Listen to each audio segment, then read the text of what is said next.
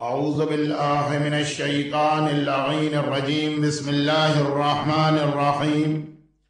الحمد لله رب العالمين، قاصم الجبارين، مبير الظالمين، مدرك الهاربين، رب الشهداء والصديقين، والصلاة والسلام والتحية والإكرام على سيد المرسلين وخاتم النبيين، رحمة للعالمين، شفيع المذنبين، والمخاطب بطه وياسين أبي القاسم محمد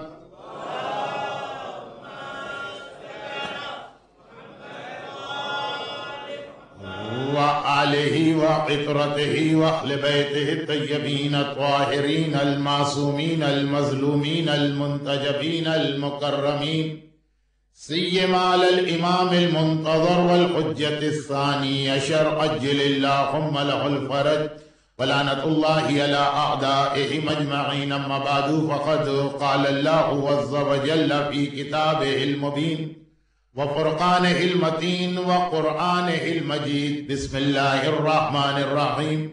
يا أيها الذين آمنوا إن تنصروا الله ينصركم ويثبت أقدامكم. وقال بسم الله الرحمن الرحيم. وقال ولو أنهم ظلموا أنفسهم جاءوك فاستغفروا الله واستغفر لهم الرسول لوجدوا الله توابا رحيما.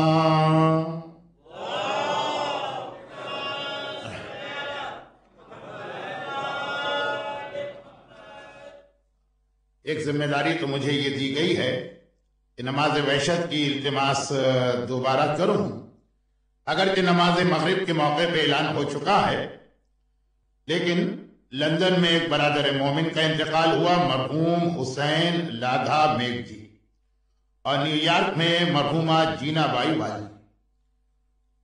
تو جو لوگ نماز میں تھے وہ تو نماز وحشت پڑھ چکے ہیں. باقی مومنین، ونٹر میں تو رات بہت بڑی ہوتی، جب کبھی آپ کو موقع ملے ان دو مرحومین کے لیے ملا کے ایک نماز وحشت پڑھ لیجیے گا. اور دوسری گزارش یا میری طرف سے ایک اناؤنسمنٹ یہ ہے کہ 3 دن کی مجلسیں کچھ ایسے پوائنٹس تھے جو انکمپلیٹ رہ گئے، اور بعض لوگوں نے اس کے بارے میں ریٹن میں سوال کیے ہیں. پہلے تو میں یہ پلان کر رہا تھا کہ اپنی مجلس میں اس کا جواب دوں، لیکن ابھی میں نے سنا اور اس پروگرام کے اندر دیکھا بھی کہ سنڈے کو یعنی کل جب پورا پروگرام فنش ہو جائے گا، تبرک و نیاز بھی آپ کو سرو کر دی جائے گی، اس کے بعد پھر تقریباً 1 گھنٹے کا ایک کوسچن اور آنسر کا سیشن ہے. تو زیادہ اچھا ہے کہ یہ سوال اسی کے اندر آ جائیں، تاکہ جن کو ان سوالات سے انٹرسٹ نہیں ہے ان کو مجلس کا پورا ٹائم مل جائے. اور تیسری بات یہاں کے مومنین سے بھی ہے، اور جو کچھ لوگ انٹرنیٹ پہ مجلس سن رہے ہیں، انٹرنیٹ پہ مجلس سننے والوں نے کئی میلز مجھے بھیجی جو آج میں نے چیک کی کہ مولانا آپ کی مجلس بہت لمبی ہو رہی، 1 گھنٹے کا ٹائم دیا جاتا ہے دنیا بھر میں ایام ازا کے فرسٹ اشرے میں، کیونکہ اس میں ماتم بھی زیادہ ہوتا ہے، انگلش لیکچر بھی ہوتا، اور آپ کل تقریباً 85 منٹ کے قریب آپ نے مجلس پڑھی. یہی ریکویسٹ مجھے بھی جماعت سے کرنا ہے. پہلے دن سے جماعت مجھ سے یہ کمپلین کر رہی ہے کہ آپ ٹائم سے کم پڑھ رہے ہیں. Minimum 75 minute, maximum no limit. اور یہ غالباً 2009 کے Guinness book of world record میں یہ آنے والا ہے کہ دنیا میں ایک ایسی بھی جماعت ہے، ورنہ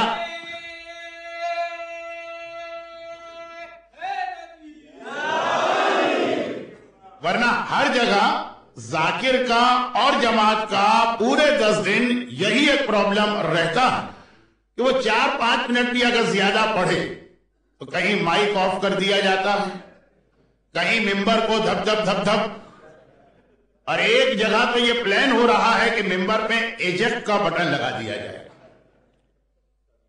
لیکن یہ لیسٹر کی جماعت واحد جماعت ہے کہ جو مجھ سے یہ کمپلین کر رہی ہے، جیسا کہ میں نے پہلی مجلس میں بھی کہا اور دوسری میں کہ یہاں کا ماحول عزاداری کے حوالے سے مجھے کوائٹ ڈیفرنٹ لگ رہا ہے دوسری جگہوں سے، اور اس میں ایک یہ بات بھی شامل ہے، لیکن یہ مسئلہ بھی اپنی جگہ ہے کہ بہرحال ایک آدمی کے جس طرح اسٹمک میں ایک جگہ ہوتی ہے اس سے زیادہ وہ کھا نہیں سکتا، اسی طرح مغز میں بات کو سمجھنے اور ڈائجسٹ کرنے کے لیے ایک ٹائم کے بعد پھر انسان کا برین کام کرنا چھوڑ دے گا، اس کی سمجھ میں نہیں آتا کیا پڑھا جا رہا۔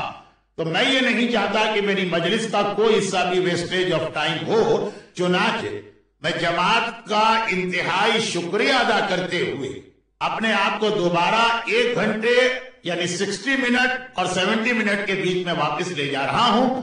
یقیناً یہ جماعت جتنے اتنی سنسیئرٹی کے ساتھ مجھ سے یہ ریکویسٹ کی کہ 80 اور 85 منٹ تک آپ مجلس پڑھیے، ان کے لیے ایک سیٹ بیک تو ہوگا، لیکن مجھے باقی دنیا کا بھی خیال کرنا ہے جہاں یہ لوگ سن رہے ہیں مجلسیں، اور اس بات کا بھی جو میٹر میں دے رہا ہوں وہ آپ کی سمجھ میں آ جائے۔ یہ 2 یا 3 باتیں میں نے آج اس لیے بیان کر دی کہ ویکینڈ کی رات ہے، آج اگر ہم 80 منٹ یا 85 منٹ پڑھیں تو کوئی وعدہ نہیں آئے گا، ایک بار یہ طے ہو گیا تو ٹھیک۔ اب میرا ٹاپک شروع ہونے والا ہے، درود بھیجے محمد و آل محمد۔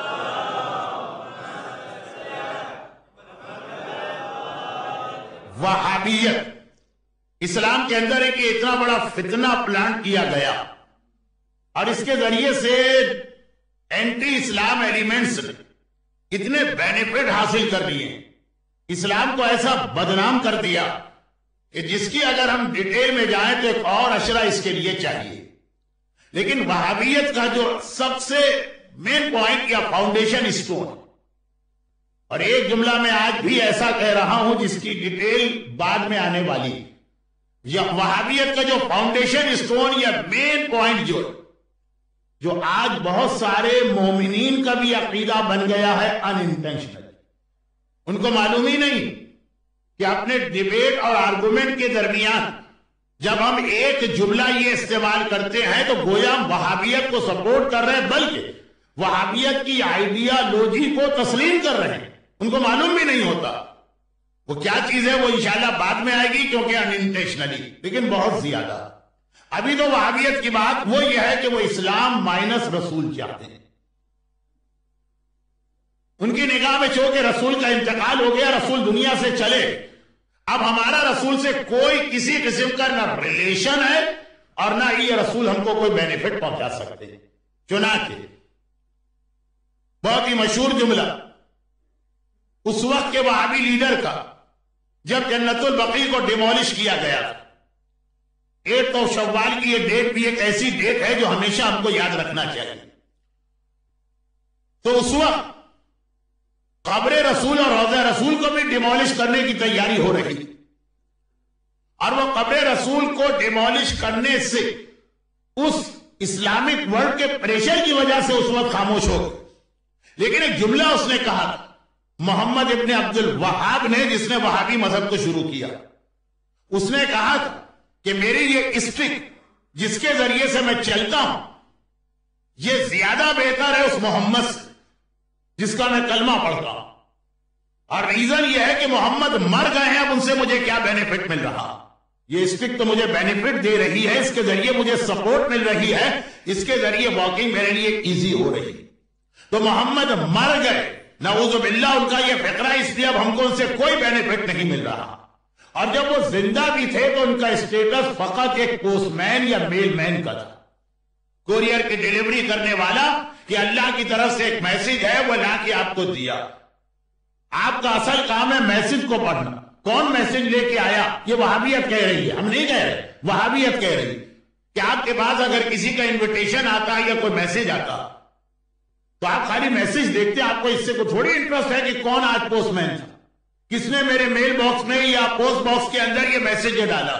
وہ کہتے ہیں رسول کا خالی یہ اسٹیٹس، اور چونکہ 99% مسلمان اس آئیڈیالوجی سے ڈس ایگری کرتے ہیں، اس لیے آپ کو ہر کچھ عرصے کے بعد ایسے واقعات نظر آئیں گے کہ دنیا ہمارا ٹیسٹ لیتی ہے کہ ابھی ان کے دل میں محبت رسول کتنی کم ہوئی. بہت ہی ویل پلانڈ. ہر 5 سال بعد 10 سال بعد ایسے آپ کے سامنے انسیڈنٹ آئیں گے دنیا جس سے وہ ہم کو چیک کر رہے ہیں کہ وہابیت ابھی ہمارے اندر پینیٹریٹ کر گئی ہے کہ پینیٹریٹ نہیں کر گئی. اور یہ یاد رکھیے گا کہ اسلام نے رسول کے اس اسٹیٹس کو کبھی نہیں مانا, اور اسلام نے یہ کہا ہے کہ religion without prophet is nothing. پیغمبر کی محبت, اور اسی میں پھر ایڈ کیجئے گا آپ آل محمد کی محبت. لو اور رسول پہلے ہے, پھر لو آف اہل البیت اس کے ساتھ آتا. کبھی اسلام نے اس پہ کوئی کمپرومائز نہیں کیا. بس ذرا اس بات سے اندازہ کریں کہ کافر سردار ولید ابن مغیرہ فرسٹ ٹائم رسول کے بارے میں یہ کہہ دیا کہ he was a crazy person. پیغمبر اسلام کے بارے میں یہ لفظ کریزی یا مجنون ولید ابن مغیرہ نے ایک بار استعمال کیا. رسول کچھ نہ بولے اس لیے کہ انکا لعلی خلق عظیم. رسول کا اخلاق, رسول کتنے پولائٹ. مگر قرآن ہر چیز میں کمپرومائز ہو سکتا ہے, رسول کی محبت اور اسٹیٹس کے حوالے سے کمپرومائز نہیں کر رہا. سورہ قلم جو قرآن کریم کا سیکنڈ سورہ, اگر ہم قرآن کا سیکوینس بنائیں ہسٹری کے اعتبار سے, سب سے پہلا سورہ اقرا بسم ربک الذی خلق. اس مجمع میں کتنے ایسے فیسز ہیں جو غار حرا کی زیارت کر کے آئے ہیں جہاں پہ پہلا قرآن نازل ہوا, فرسٹ وحی. اور سیکنڈ وحی تھی سورہ قلم, سورہ نمبر 68. اب ذرا دیکھیے قرآن کا اسٹائل ہی یہ بتا رہا ہے کہ اس وقت قرآن کتنے غضب کے عالم میں اور جلال کے عالم میں. فَلَا تُطِعْ كُلَّ حَلَّافٍ مَّهِينٍ حَمَّازٍ مَّشَّاءٍ بِالنَّمِيمٍ مَّنَّاعٍ لِّلْخَيْرِ مُعْتَدٍ عَصِيمٍ عُتُلٍّ بَعْدَ ذَلِكَ زَنِيمٍ.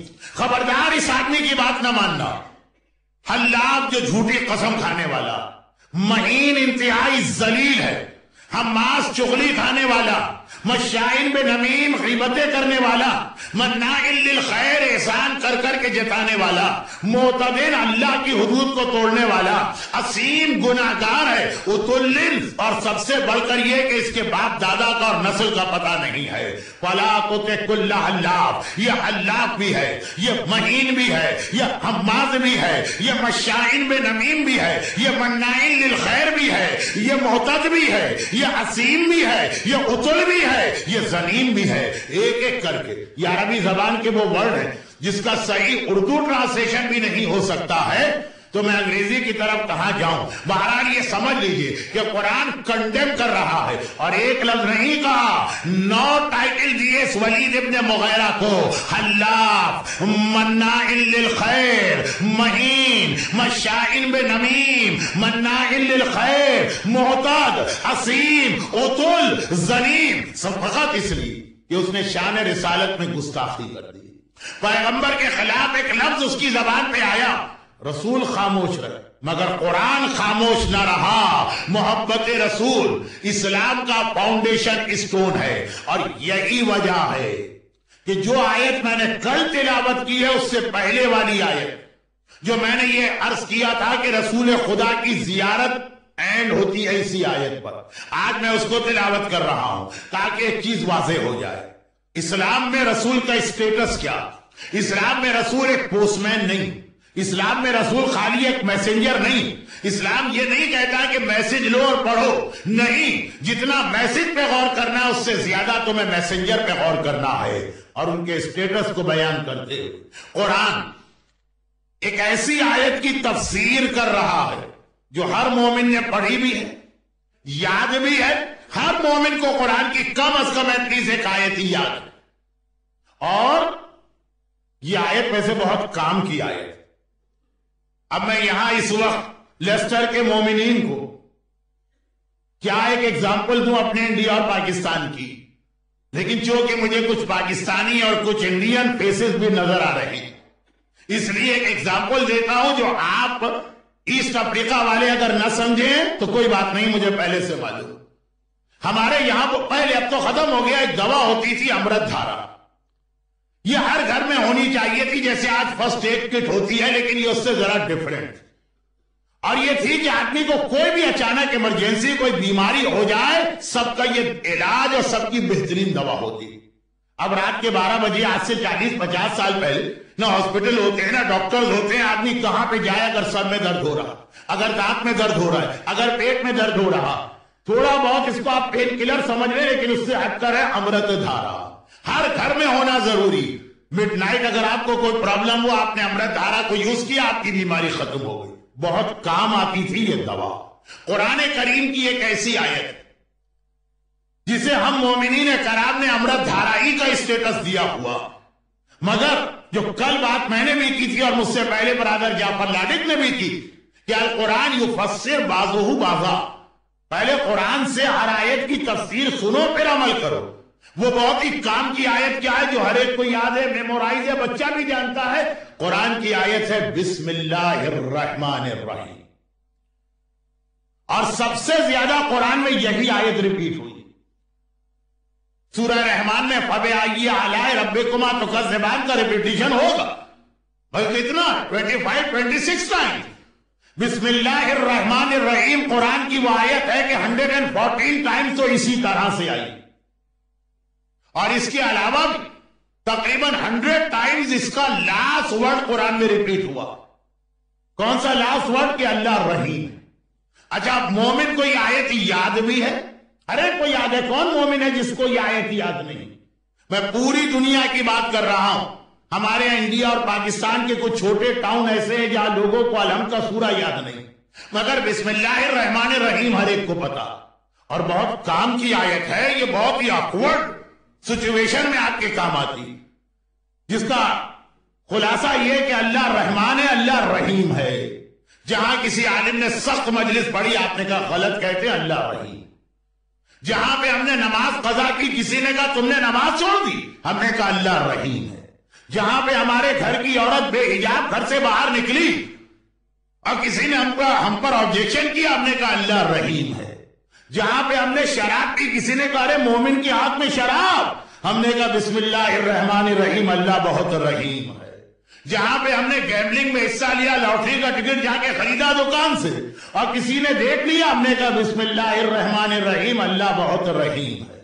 ہمارے کسی ینگسٹر نے ڈرگس کو استعمال کیا اور کسی نے کہا یہ کیا کر رہا تھا, اللہ بہت رحیم ہے.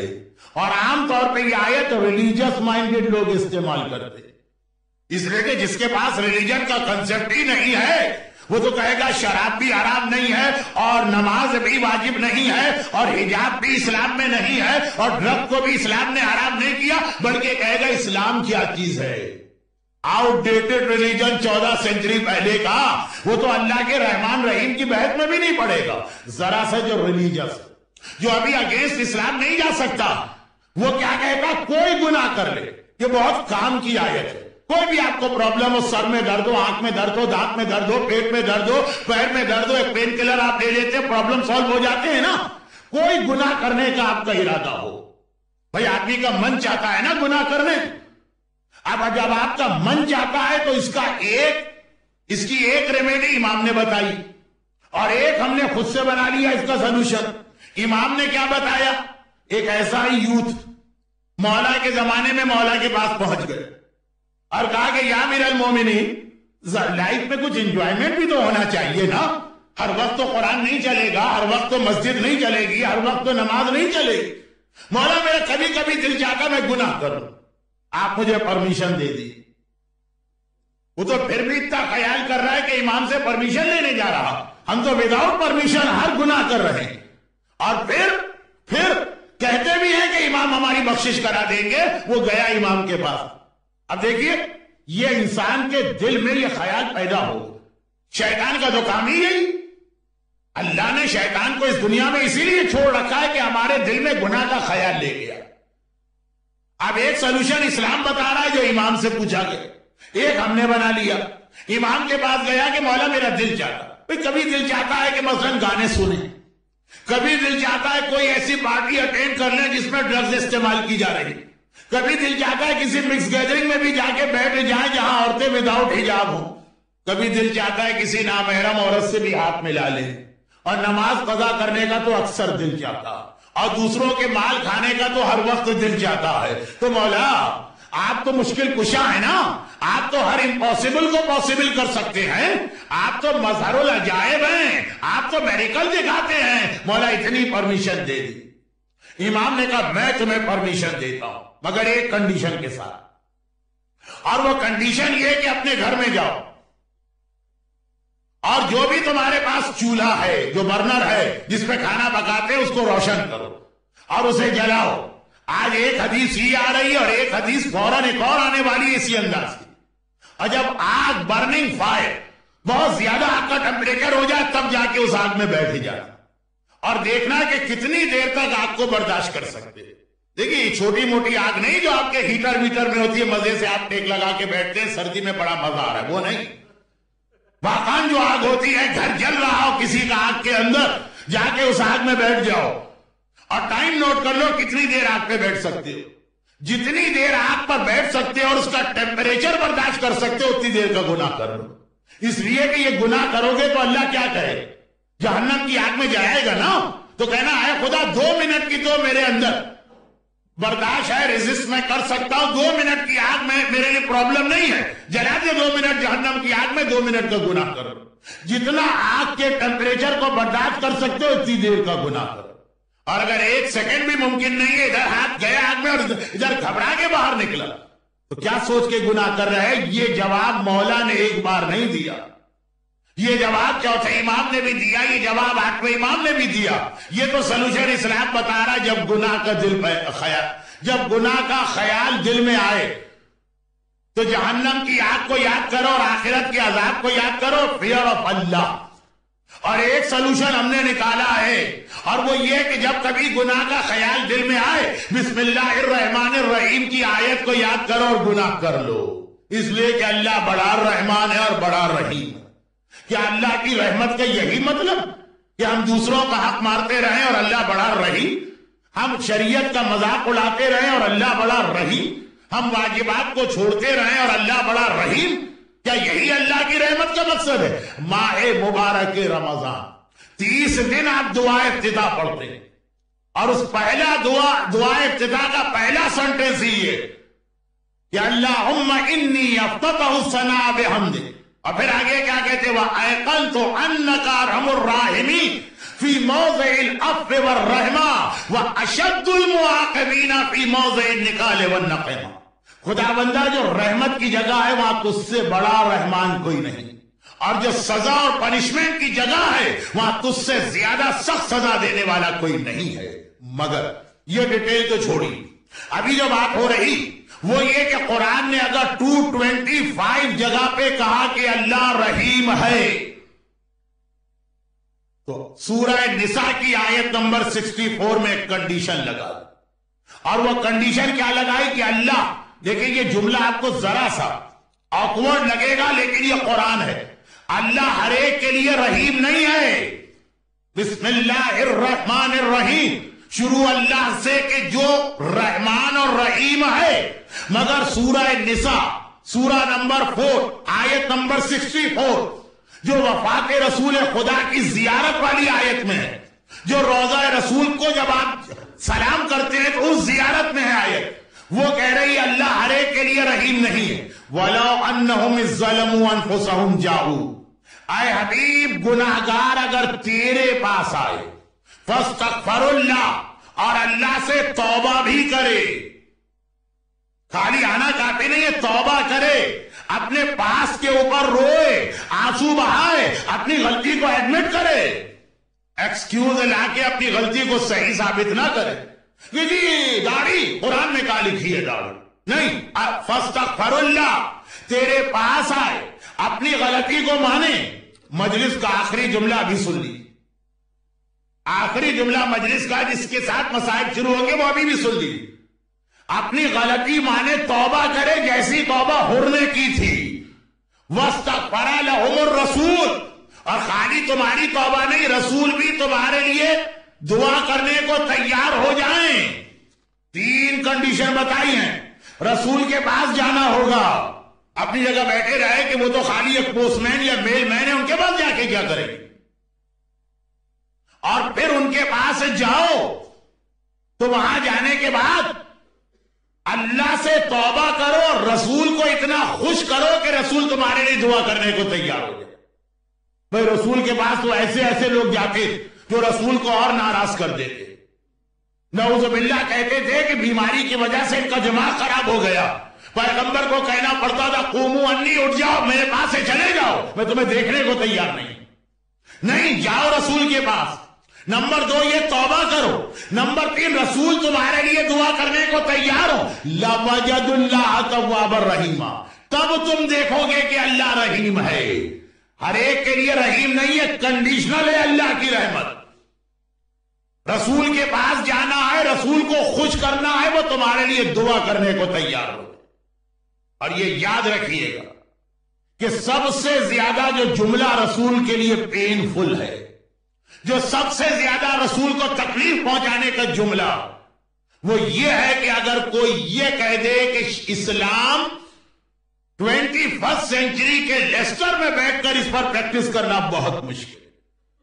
اگر شریعت کے کسی واجب کو سن کر آپ یہ کہہ دیں کہ شریعت is very difficult especially in this period, اگر آپ اسلام کے کسی حرام کو سن کے کہہ دیں اسلام از سو ڈیفیکلٹ، یاد رکھیے رسول کو سب سے زیادہ تکلیف، سب سے زیادہ دکھ، سب سے زیادہ پین اس جملے سے ہوتا.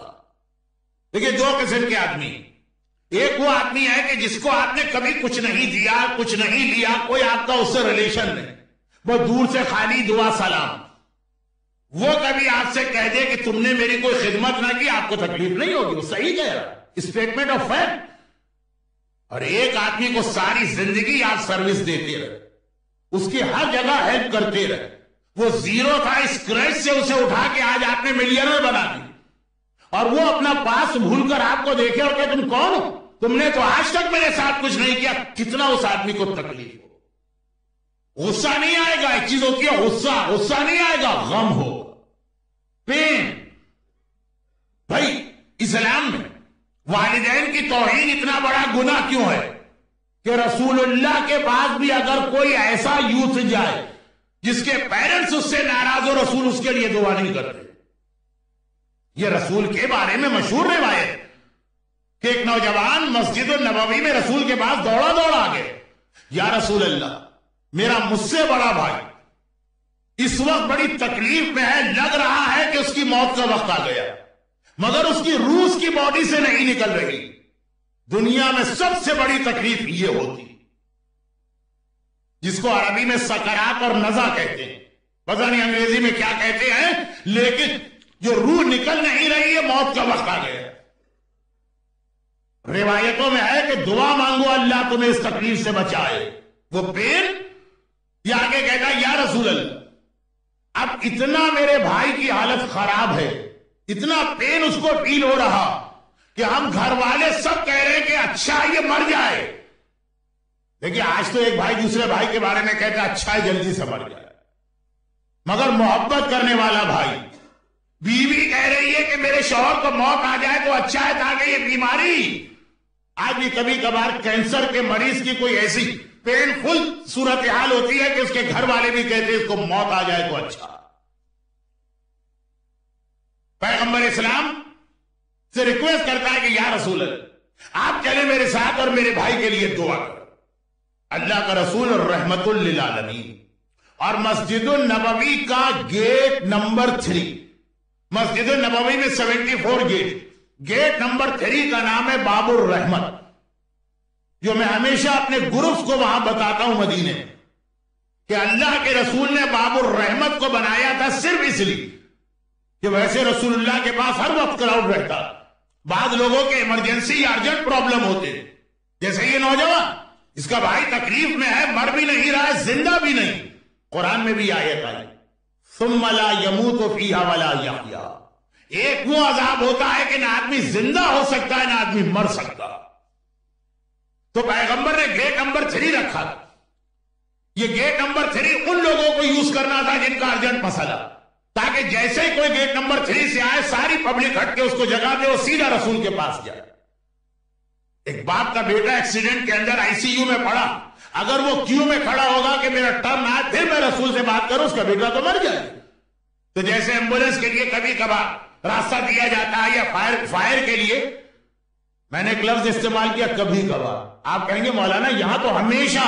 آپ انگلینڈ کی بات کر رہے ہیں, میں پاکستان کی بات کر رہا ہوں. تو خیر, اب ایمبولینس کے لیے یا فائر بریگیڈ کے لیے جو آگ بجھانے گاڑی جاتی, یہ گیٹ نمبر 3 ہے. جب کبھی مدینے جائیے گا, لیڈیز کو تو اس گیٹ سے جانے کی پرمیشن نہیں ہے. مردوں سے میں ریکویسٹ کرتا ہوں ایک بار ضرور جائے, کیونکہ جو اس گیٹ سے آتا تھا ہر مسلمان سمجھ جاتا تھا اس کا ارجنٹ پرابلم, اور رسول اللہ بھی اس کو دیکھتے تھے, اس کے لیے دعا شروع کر دیتے.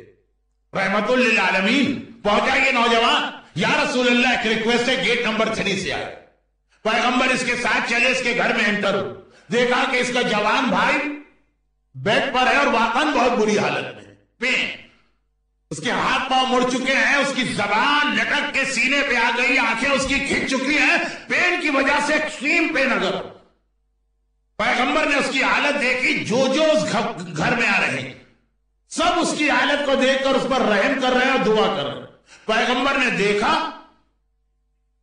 اور ریفیوز کر دیا دعا کرنے سے, تاکہ اس کے لیے میں دعا نہیں کروں گا.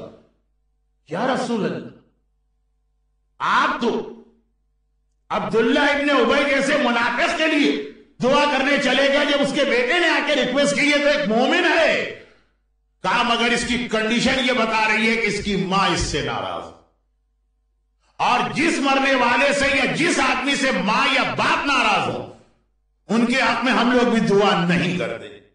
ہمیں رائٹ ہے دعا کرنے کا, لیکن ہم دعا نہیں کرتے, کیونکہ ماں باپ کو ناراض کرنے والا اس نے اتنی تکلیف پہنچائی ہوتی.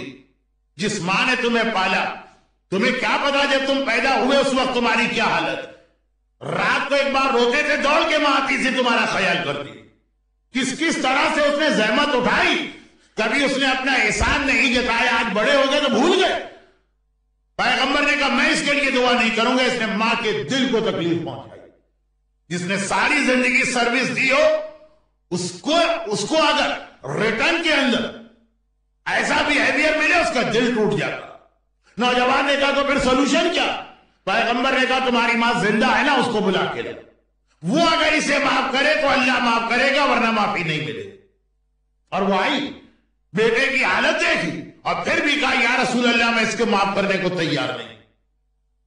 میں جوانی میں بیوہ ہو گئی, خالی اپنی اس اولاد کے لیے میں نے ساری زندگی لگا, دوسری شادی بھی نہیں کی, اور جب اسے پالا پوسا بڑا کیا, اس کی شادی ہو گئی, تو ایسا ہی اپنی وائف کے کہنے میں چلا گیا کہ مجھ سے پلٹ کے کہتا اماں تم نے آج تک میرے ساتھ کیا کیا. ایسا میرا دل ٹوٹا اس کا یہ جملہ سن کر کہ میں تو اسے معاف کرنے کو تیار نہیں. بہت ہی مشہور روایت ہے, ٹائم ویسے ہی میرے پاس کم ہوتا ہے تو جلدی اس کا اینڈ. پیغمبر نے اس نوجوان سے, چھوٹے بھائی سے کہا کہ سوری, جب ماں معاف نہیں کرے گی میں دعا نہیں کروں, تو یا رسول اللہ آپ کسی طرح میری ماں کو راضی کیجئے. پیغمبر نے کہا نہیں, ماں کو میں پریشرائز بھی نہیں کروں گا, وہ صحیح جوانی میں بیوہ ہوئی, اولاد کے لیے شادی نہیں کی, ساری زندگی گزار دی, اور بیٹا بڑا ہو کر کہے کہ تو نے آج تک میرے ساتھ کیا کیا. کہا کہ یا رسول اللہ کچھ تو کیجئے. پیغمبر نے کہا پریشرائز نہیں کرو, ہاں ایک طریقہ. پھر وہی روایت جو ابھی آپ نے سنی, کہا کہ کمرے میں لاؤ, لکڑیاں لاؤ اور آگ جلاؤ. آگ جلنے لگی, وہ ماں حیران ہو گئی, یا رسول اللہ کمرے میں آگ, اگر یہ گھر میں آگ لگ گئی آپ کیوں آگ جلا رہے؟ کہا تمہارے بیٹے کو اس کے اندر جلا دے گا. اب ماں کو ریئلائز ہوا, گھبرا کے کہا کہ میرے اس بیٹے کو جسے میں نے اتنی زحمت سے پالا ہے آپ آگ میں جلا دیں گے.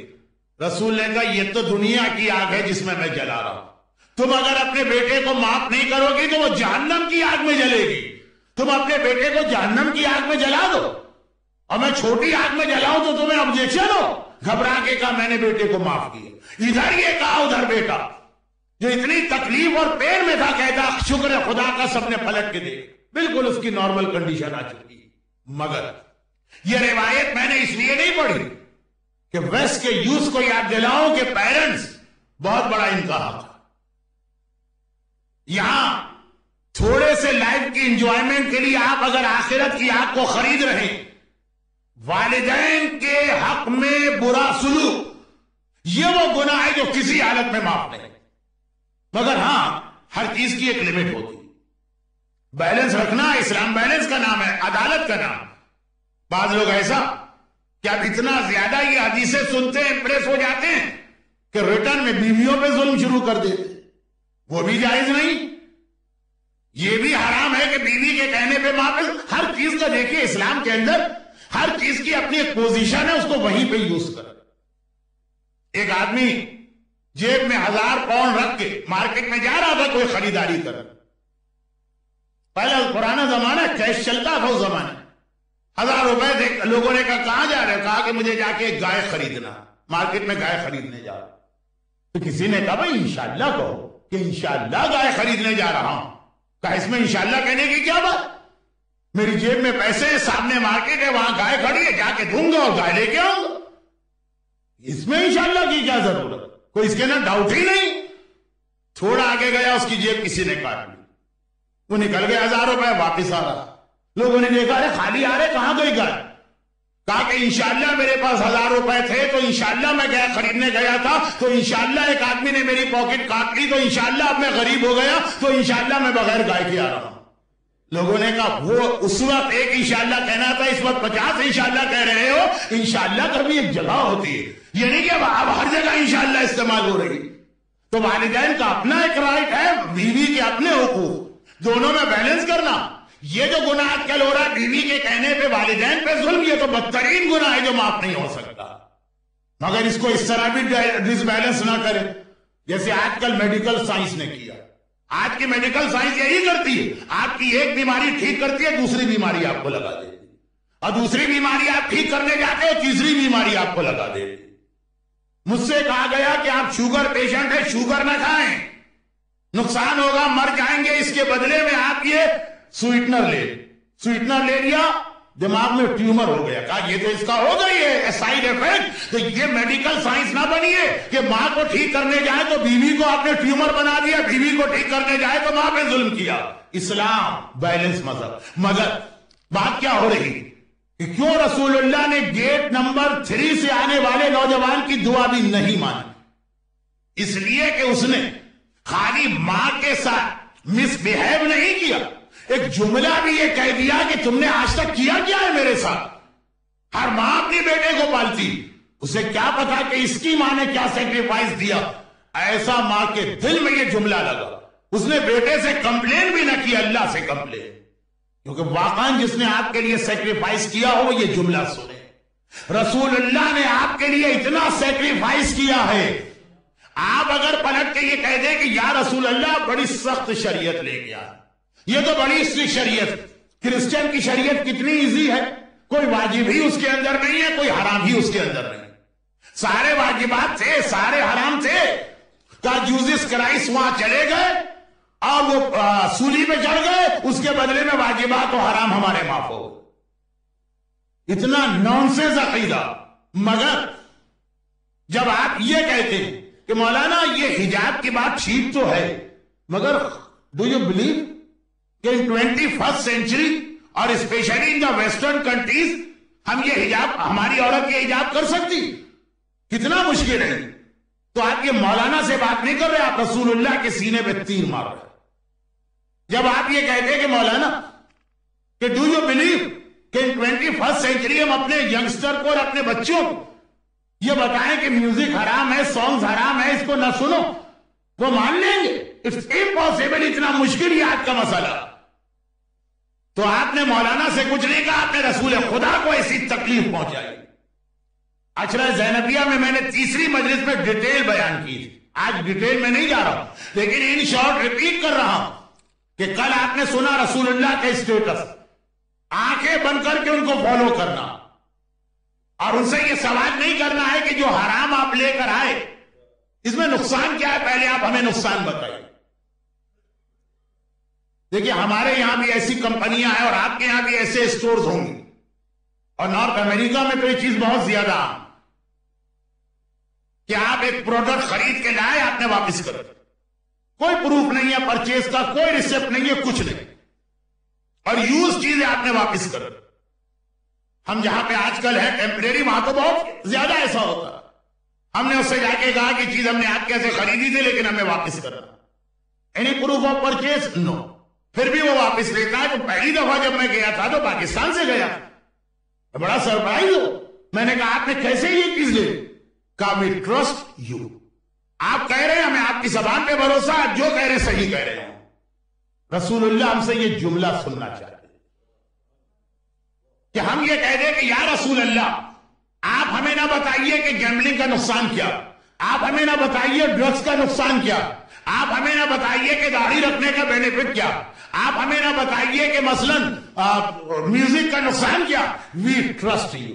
آپ نے کہہ دیا ہمیں آپ پہ پورا بھروسہ ہے کہ آپ کبھی غلط نہیں کہہ سکتے. یہ جملہ رسول ہم سے سننا چاہتے ہیں. کم سے کم ایک مومن کو اپنے رسول پر اتنا بھروسہ تو ہونا چاہیے کہ جتنا آج ایک بزنس کمپنی کو اپنے کلائنٹ کے اوپر ہوتا ہے کہ وی ٹرسٹ یو. اور ورنہ ہم یہ نہیں کہہ رہے کہ اسلام نانسنس مذہب، ہم کہہ رہے ہیں کہ اسلام نے جتنی چیزیں حرام کی ہر چیز کا کوئی نہ کوئی نقصان. کچھ چیزیں سائنس نے بتا دی ہے، کچھ سائنس بتائے گی. اسلام نے جتنی چیزیں واجب کی ہے سب کا کوئی نہ کوئی بینیفٹ. کچھ چیزیں سائنس بتا چکی ہے، کچھ چیزیں سائنس نیکسٹ سینچری میں بتائے گی. لیکن ہمارا مسئلہ یہ ہے کہ وی ٹرسٹ رسول اور ناٹ. ہم رسول پہ بھروسہ کر رہے ہیں کہ نہیں، یا ویٹ کر رہے ہیں کہ پہلے وہ سائنس بتا. Islam complete religion, science still incomplete, اور انکمپلیٹ سے آپ کبھی کمپلیٹ کو جج نہیں کر سکتے ہیں. جو 50 سال بعد سائنس بتانے والی وہ اگر رسول کے کلام میں آ جا چکا تو ابھی تو سائنس وہاں تک نہیں پہنچی. آفٹر 50 ایئرز وہ پہنچے گی. وہ پتہ نہیں چلے گا کہ صحیح ہے کہ غلط. وہ تو مومن کہے گا کہ یا رسول اللہ وی ٹرسٹ یو. آپ نے کہا یہ حرام تو ہے حرام، آپ نے کہا یہ واجب تو ہے واجب. اتنا یقین کرے رسول پر تو رسول خوش ہوں گے. لوجد اللہ توابا رحیما. پھر تم دیکھو گے کہ رسول کو خوش کیا تو اللہ تمہارے لیے رحیم ہے. یہ قرآن نے ایک بات بتائی. اور دوسری بات، معراج کی رات، ایک رات سفر ہے معراج کی. کیا آج آئنسٹائن نے تھیوری آف ریلیٹیوٹی پیش کی جو معراج کے سفر میں؟ معراج کا سفر کتنی بڑی سائنٹیفک حقیقت ہے جس تک آئنسٹائن نے لاسٹ سینچری میں ہمیں اور آپ کو پہنچایا. مگر یہ آج کا ٹاپک نہیں ہے، اس لیے کہ گفتگو ذرا ڈرائی ہو جائے گی. خلاصہ یہ کہ پوری رات رسول اللہ کے پاس 7th آسمان پر یا اس سے بھی آگے ایک ہی ریکویسٹ کرتے رہے کہ خدا بندہ میری امت کے لیے شریعت کو آسان بنا، میری امت کے لیے شریعت کو آسان بنا. میں ڈیٹیل کے ساتھ 2 سال پہلے کے عشرہ زینبیہ میں پڑھ چکا ہوں. آج صرف ایک اشارہ کر رہا ہوں تاکہ ہماری بات آگے بڑھے. نمازیں ہر ایک کو معلوم ہے. معراج کی رات 50 نمازیں واجب ہوئی تھی. پیغمبر نے ریکویسٹ کر کے 50 کو 5 میں کنورٹ کرایا. اور میں ایک بات پھر آپ کو ریمائنڈ کرا دوں جو اس زمانے میں 2 سال پہلے میں نے پڑھی تھی. جب پیغمبر شریعت لے کر آئے، پیغمبر کا ایک سفر تھا معراج، journey to heaven, journey to sky. 27 رجب کو یہ سفر تھا اور اس کا بیسک پرپس تھا شریعت کو لے کے آنا. معراج سے پہلے تک اسلام میں عقیدہ تھا، شریعت کے احکامات واجب نہیں ہوئے. معراج کی رات کو پوری شریعت آئی. لیکن بہرحال عقیدہ پہلے تھا اسلام میں، اور آج بھی عقیدہ پہلے. ہمارے علماء اس کے لیے ایک ایگزامپل دیتے ہیں، آپ نے پہلے بھی سنی ہے، دوبارہ سن لی، کہ عمل میں اگر کہیں کوئی کمی رہ جائے تو اس کو کمپنسیٹ کیا جا سکتا ہے. عقیدے کی کمی کمپنسیٹ نہیں ہو سکتی ہے. ایک ایگزامپل بنا کے پیش کرتے ہیں تاکہ ایک بچے کی بھی سمجھ میں آ جائے. کہ مثلا کسی کے باپ کا انتقال ہو گئے، ماں کا انتقال ہو گئے. اب اس نے دیکھا کہ میرا باپ یا میری ماں اسلام کے بارے میں تھوڑا سا ویک تھا، گھبرا گیا کہ پتہ نہیں قبر میں کیا ہوگا اور قیامت میں کیا ہوگا. وہ آیا کسی عالم کے پاس اور کہا کہ میرے باپ نے 10 سال کی نمازیں قضا کر دی، اس کا کیا سلوشن؟ وہ کیا بتائیں کہ بھائی اسلام نے اس کا سلوشن رکھا ہے، باپ کی قضا نماز پڑھوا لو تو انشاءاللہ باپ کا گناہ معاف ہے. اس نے پیمنٹ کر دیا، نمازیں ہو گئی، گناہ معاف. آیا کہ میرے ماں روزے میں ذرا سی ویک تھی، پتہ نہیں کتنے روزے، 300 روزے اس کے قضا. ہمارے یہاں خواتین عموماً پیریڈز کے روزے چھوڑتی ہیں تو بعد میں قضا نہیں کرتی، لیکن واجب تو ہے نا، قبر میں سزا تو ملے گی. عالم کے پاس آیا کہ کیا کروں، میں بہت پریشان ہوں. انہوں نے کہا کہ اس کا پیمنٹ کر کے روزے رکھوا لو، گناہ معاف ہو جائے. آیا کوئی نوجوان، کہا کہ میرا بھائی مر گیا لیکن وہ خمس پیمنٹ نہیں کرتا تھا، اب کوئی طریقہ ہے اس کو سزا سے بچانے کا؟ کہا کہ ہاں جتنا اس کا خمس ہے کیلکولیٹ کرو اور دے دو. آیا ایک اور آدمی، کہا کہ میری بہن تھی، اس پر حج واجب تھا، اس نے حج نہیں کیا، واجب حج کیے بغیر دنیا سے چلی. کہا کہ ٹھیک ہے بہت بڑا گناہ ہے مگر دیئر از اے سولوشن، وہ حج کروا لو ان کی طرف سے، حج نیابت یا حج بدل، ان کا گناہ معاف ہو جائے گا. اب ایک آدمی بیٹھا ہوا ان عالم کے پاس، دیکھا کسی نے اپنے باپ کی نماز کا پرابلم پیش کیا، سالو ہو گئے. کسی نے اپنی ماں کے روزے کا پرابلم پیش کیا، سالو ہو گئے. کسی نے اپنے بھائی کے خمس کا پرابلم پیش کیا، سالو ہو گیا. کسی نے بہن کے حج کا پرابلم پیش کیا، سالو ہو گیا. یہ آگے بڑھا، کہا کہ میرے پیرنٹس میں بھی یہ خرابی تھی، بتائیے کتنا پیمنٹ کروں تاکہ یہ پرابلم سالو ہو جائے. اور وہ یہ تھی کہ وہ علی کو امام نہیں مانتے تھے، وہ آل محمد پہ بلیو نہیں کرتے تھے. بتائیے کہ نماز، روزہ، حج، خمس پیمنٹ کر کے وہ گناہ معاف ہو جاتا ہے. یہاں کتنا پیمنٹ ہے؟ تو کیا جواب وہ عالم دے گا؟ عالم یہی جواب دے گا، واجبات میں کمی رہ جائے تو سولوشن ہے، لیکن اگر عقیدے میں خرابی ہے تو نہ نماز کام آئے گی، نہ روزہ کام آئے گا، نہ حج کام آئے گا، نہ اولاد کا بعد میں کوئی نیکی کرنا کام آئے گا. علی کی محبت دل میں نہیں ہے تو کوئی طریقہ نہیں جنت کو حاصل کرنے کا. یہ ہمیشہ ذہن میں رکھیے گا. ساری عبادتیں علی کی محبت کے بعد ہیں، ساری عبادتیں اہل البیت کی محبت کے بعد ہیں. کتنی ہی روایتوں میں یہ لفظ آیا کہ اگر کوئی شخص ساری زندگی، ہول لائف، اکھی زندگی، سارا دن روزہ رکھے اور ساری رات نمازیں پڑھے اور اتنے حج کرے کہ صفا اور مروہ کے درمیان اس کی موت آ جائے، لیکن اس کے دل میں اہل البیت کی محبت نہ ہو تو سیدھا سیدھا وہ جہنم میں جا رہا ہے. لیکن اہل بیت کی محبت دل میں ہے. تو آپ اس کے بعد اہل بیت اسی محبت کے حوالے سے کہتے ہیں کہ کیا تمہیں پتا ہے کہ معراج کی رات جب شریعت مل رہی تھی تو ہمارے جد رسول اللہ نے کتنا تمہارا خیال کیا، اتنا خیال کیا کہ جملہ ریپیٹ کر دوں کہ جب رسول یہ شریعت لے کے آئے اور مدینے کے مسلمانوں کو شریعت پہنچانے لگے 3 سال بعد، تو مدینے کے اکثر مسلمان ناراض ہو گئے، محبت میں ناراض ہو گئے. بلال حبشی جیسا گھبرا کے کہنے لگا یا رسول اللہ، مکے میں ابو جہل ہمیں اللہ کا نام نہیں لینے دیتا تھا، آج مدینے میں ہم بالکل آزاد ہیں. ہم تو سمجھ رہے تھے کہ 24 گھنٹے میں 16 گھنٹے نماز واجب ہو، آپ خالی 5 نمازیں لے کے آئے. یہ 5 نماز کتنی دیر میں ہوتی؟ 20 منٹ میں ہوتی. اگر آپ دیکھیں 5 نماز کی 17 رکعت 17 منٹ، 24 گھنٹے اللہ ہم کو دے رہا اور خالی 20 منٹ ہم اس کا حق ادا کریں، انف. میرا دل نہیں مانتا، میں تو چاہتا ہوں کہ 24 گھنٹے مصلی پر بیٹھا رہا. یاد ہے نا آپ کو میں نے کیا جواب دیا؟ رسول اللہ کا ریپلائی. رسول نے کہا ہے بلال حبشی اور اے عمار یاسر، ٹھیک ہے تم 24 گھنٹے مصلی پہ بیٹھ کے نماز پڑھ سکتے ہو، مگر میں شریعت تمہارے لیے نہیں لایا ہوں، میں 21 سینچری کے لیسٹر اور لندن کے مومن کے لیے بھی شریعت لایا ہوں. تمہارے لیے 24 گھنٹے کی نماز بھی کم ہے اور اس کے لیے دن کی 5 نمازیں بھی زیادہ ہوں گی. میں قیامت تک کے مومن کو دیکھ کے شریعت لے کے آیا ہوں. اتنا خیال کیا 14 سینچری پہلے رسول، اتنا خیال کیا کہ سلمان اور ابو ذر، یہ محاورتاً کہہ رہا ہوں، اور عمار اور بلال وہ ناراض سے نظر آ رہے ہیں کہ خالی 5 نمازیں. تبھی پیغمبر نے وہ حدیث کہی جو آج تمام مجتہدین لکھتے ہیں، الصلاۃ خیر موضوع فمن شاء استقل ومن شاء استکثر. نماز اللہ نے سب سے اچھی چیز نماز بنائی، جس کا جتنا دل چاہے پڑھے، لیکن واجب صرف اتنی نماز کی جائے گی جو قیامت تک کے مومن کے لیے پاسبل ہوگی، صرف 5 نماز. بلکہ 5 نماز کے بعد سنتی نماز جو رکھی اس میں بھی ریکمینڈ کیا گھر میں پڑھو، اس کے سامنے نہ پڑھو جو خالی واجب نماز پڑھ رہا ہے. کہیں ایسا نہ ہو تمہاری سنتی نماز اس کے دل کو تکلیف پہنچا دے کہ میرے پاس ٹائم نہیں، میں بہت بزی ہوں، میں والدین اور اپنی اولاد اور گھر والوں کے لیے کوشش کر رہا ہوں، میرے پاس ٹائم نہیں ہے 51 رکعت نماز کا. یہ مومن کے پاس ٹائم ہے نہیں، اس کے دل میں یہ خیال بھی نہ آنے پائے جس کے حالات ذرا مشکل ہیں. وہ 17 رکعت پڑھ رہا ہے، تم بھی اس کے سامنے اتنا ہی پڑھو.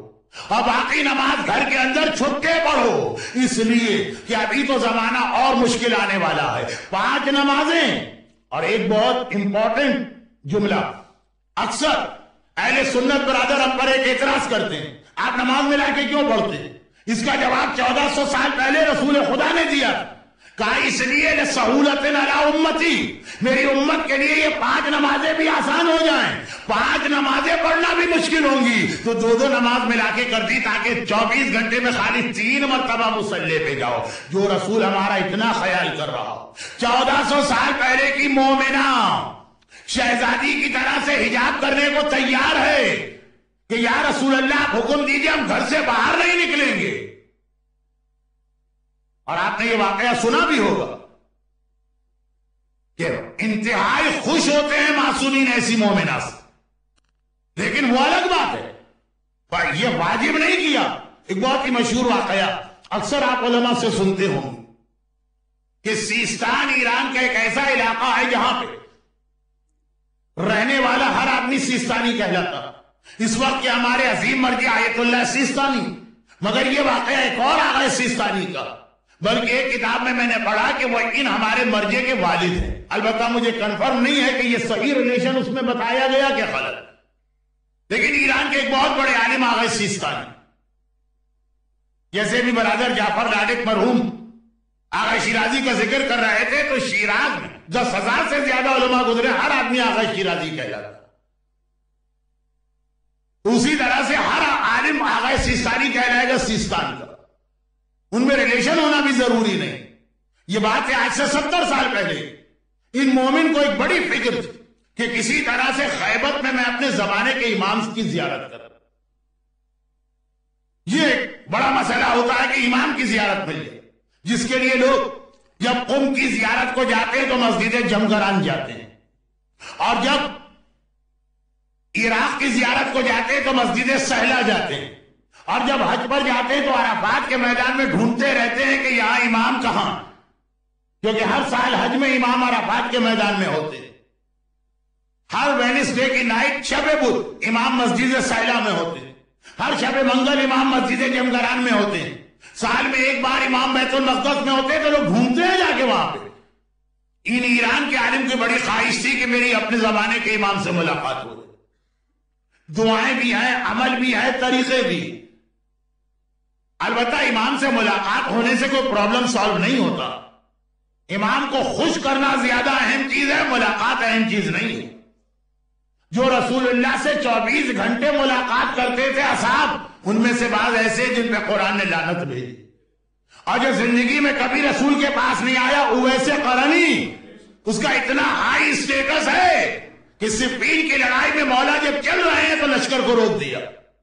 کہا کیوں روکا ہے؟ کہا میں کسی کا انتظار کر رہا ہوں، دنیا امام کا انتظار کرے، امام علی کسی کا انتظار کرے، اویس قرنی کا انتظار۔ کہا کہ یہ میرے لشکر میں جائے گا، اسی جنگ میں شہید میں، بڑا ہائی سٹیٹس۔ تو ملاقات نہ کرنے والے کا اسٹیٹس زیادہ اونچا، ملاقات کرنے والوں پہ سے پھٹکار اور لعنت برس گئی۔ اور اعمال عاشورہ کے اندر آپ 100 بار جو لعنت کرتے ہیں تو وہ ترتیب کے ساتھ دیکھا کرے کون کون لوگ اس کے اندر آ رہے ہیں۔ تو خیر خلاصہ یہ ہے کہ پھر بھی مومن کے دل میں ہوتا ہے کہ امام کی زیارت ہو جائے، کتنے سال یہ لگے رہے اور امام کی زیارت نہیں ہو۔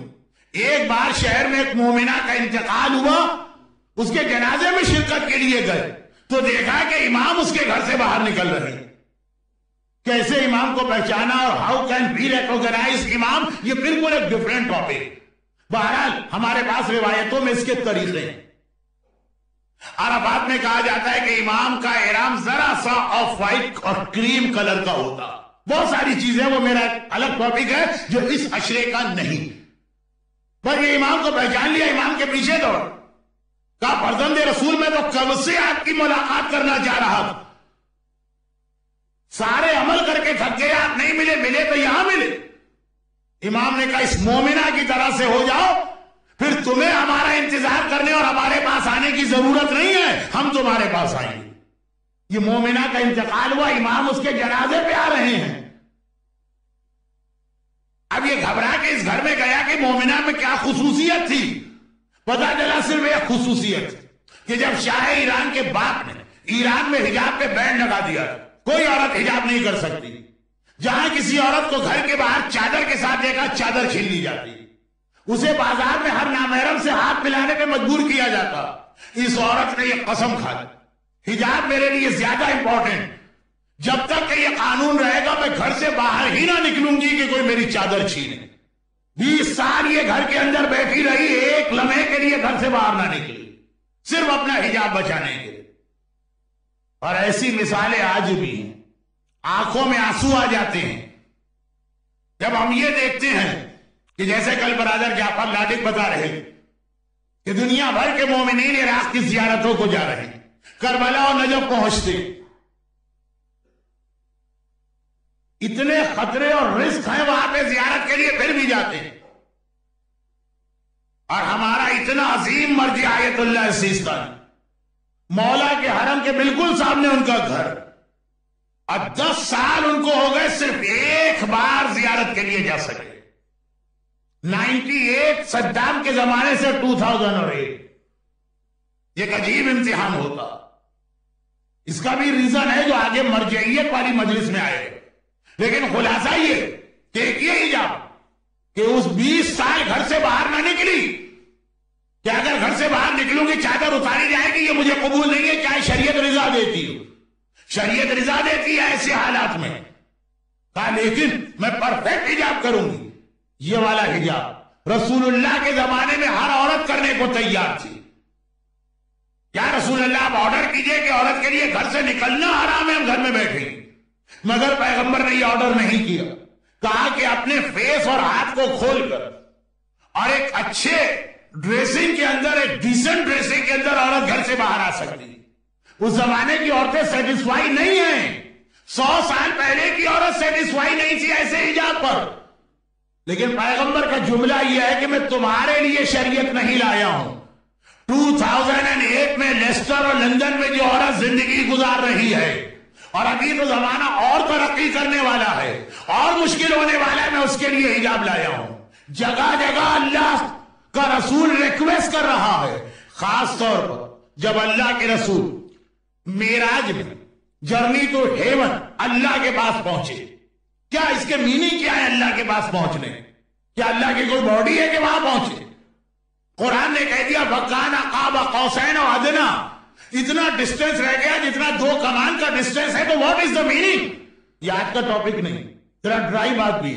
خلاصہ یہ ہے کہ اتنا اللہ کے کلوز ہوئے کہ آدم سے لے کے قیامت تک کوئی انسان اللہ کے اتنا کلوز نہیں ہوا۔ اور ایک بار کہا کہ مانگو کیا مانگتے، کوئی جتنا کسی کے کلوز ہوتا ہے اتنا ہی اس کی ریکویسٹ قبول ہوتی۔ کائنات میں آج تک کوئی اللہ کے اتنا کلوز نہیں ہوا جتنا رسول ہوئے، اور اللہ کہتا مانگو کیا مانگتے، سب تمہیں دوں گا۔ پیغمبر نے نہ اپنے لیے کچھ مانگا نہ اپنی اولاد کے لیے، پیغمبر نے آپ کے لیے مانگا، اور جو مانگا وہ سورہ بقرہ کی لاسٹ آیت بن گیا، ربنا لا تؤاخذنا ان نسینا او اخطانا ربنا ولا تحمل علينا اصرا كما حملته على الذين من قبلنا ربنا ولا تحملنا ما لا طاقة لنا به۔ آپ کے لیے مانگ رہے، اپنے لیے کچھ نہیں مانگا، اور اللہ نے چونکہ وعدہ کیا تھا دوں گا، تو خود پیغمبر کی حدیث ہے کہ جیسے ہی میں نے یہ آیت قرآن کی پڑھی، اللہ نے مجھے 9 تحفے دیے، روپیان امتی 9، اور کہا کہ تمہاری امت کے لیے 9 باتوں کو میں معاف کر رہا ہوں۔ وہ تفصیل نہیں ہے، بیان کرنے کا وقت نہیں ہے، ابھی تو مجلس شروع نہیں ہوئی، ابھی شروع نہیں ہوا، پتہ نہیں ٹائم ختم ہوا کہ نہیں ختم ہوا۔ کوئی اور سینٹر ہوتا تو میں مکھی سے پوچھتا، یہاں تو مجھے اب تک یہی پتہ نہیں چلا مکھی کون ہے، باقی جگہ تو پتہ چل جاتا تھا کہ سب مجلس میں سب سے سامنے جو بہت ہی سخت چہرہ بنا کے بیٹھے ہوئے اور بار بار گھڑی دکھا رہے ہیں وہ مکھی، یہاں تو پتہ ہی نہیں چل پا رہا۔ لیکن بہرحال پھر بھی مجھے یہ اندازہ ہے کہ شاید آدھا گھنٹہ میں پڑھ چکا ہوں۔ خلاصہ کیا مانگتے ہو مانگو، اللہ تمہاری ہر دعا قبول کرے گا۔ اچھا ایک جملہ میں اور ایسا کہہ دوں جو کل یا پرسوں کی مجلس میں ڈیٹیل سے آئے گا، جب رسول نے واپس آ کے یہ بات کہی اور یہ فرمایا کہ میں اللہ کے اتنا قریب چلا گیا، اتنا قریب، ایز کلوز ایز پاسبل، تو اللہ سے میں نے مانگا، اور پیغمبر نے کہا جو اللہ کے اتنا کلوز چلا جائے اس کی ہر دعا قبول ہے۔ تو سننے والے مسلمان تھے نا، یا رسول اللہ آپ چلے گئے اور آپ نے مانگ لیا، کاش ہم بھی اللہ کے اتنے قریب جاتے اور ہم بھی اللہ سے مانگتے۔ یہ اکثر ایسا ہوتا، جب میرے بچے چھوٹے تھے اور میں دنیا میں کہیں بھی مجلس وغیرہ پڑھ کے جاتا تھا اور ان کو بتاتا تھا کہ بھائی میں نے امریکہ میں فلاں چیز دیکھی، کینیڈا میں فلاں چیز دیکھی، سوئٹزرلینڈ، وہ ایک بار کہتے تھے کہ پاپا آپ اکیلے ہو یا ہم کو نہیں دکھایا، ہمیں بھی دکھائی۔ بچہ اسی طرح بات سے بات کرتا ہے، خصوصاً چھوٹا بچہ۔ اب جب رسول واپس آئے اور کہا کہ میں اللہ کے اتنا کلوز چلا گیا تو اللہ نے مجھ سے کہا مانگو، جو آدمی اللہ کے اتنا کلوز ہو اس کی ہر دعا قبول ہے۔ تو مسلمانوں نے کہا یا رسول اللہ اکیلے ہمیں کیوں نہ لے گئے کہ ہم اللہ کے اتنے قریب ہوتے سب مانگ لیتے۔ تو پیغمبر نے ایک عجیب حدیث ارشاد فرمائی، کہا کہ تمہارے لیے بھی یہ ممکن ہے، الصلاۃ معراج المومن، نماز مومن کی معراج ہے، وہ اللہ کے اتنا قریب ہو جاتا ہے جتنا میں معراج کی رات میں قریب ہوا تھا، اور جو وہ مانگتا ہے اللہ اسے فوراً قبول کر دیتا۔ ہم نے تو آج تک نماز کو سمجھا ہی نہیں کہ نماز کیا۔ نماز میں آپ اللہ کے اتنا کلوز ہو جاتے ہیں، جو اللہ سے مانگے فوراً ایکسپٹڈ ہے، بشرط یہ کہ آپ مانگے۔ ہم کہاں مانگتے ہیں؟ یہ بات کل اور پرسوں آئے گی جب نماز ٹاپک بنے گا۔ ابھی تو آئیے، پیغمبر نے کہا اللہ نے مجھے 9 تحفے عطا کیے اور ان میں ایک تحفہ یہ دیا، ما جعل علیکم فی الدین من حرج، کہ اللہ نے کہا ہر وہ واجب، توجہ سے سنیے اس لیے کہ اس کی ڈیٹیل فقہ کی کتاب میں آپ کو ملے گی۔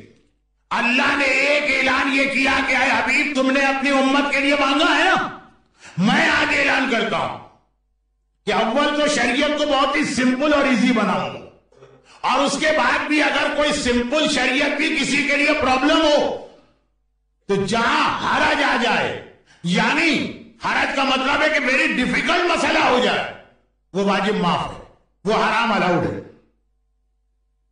صرف ایک ایگزامپل دیتا ہوں، پھر کتاب کا نام لکھتا ہوں، بتاتا ہوں۔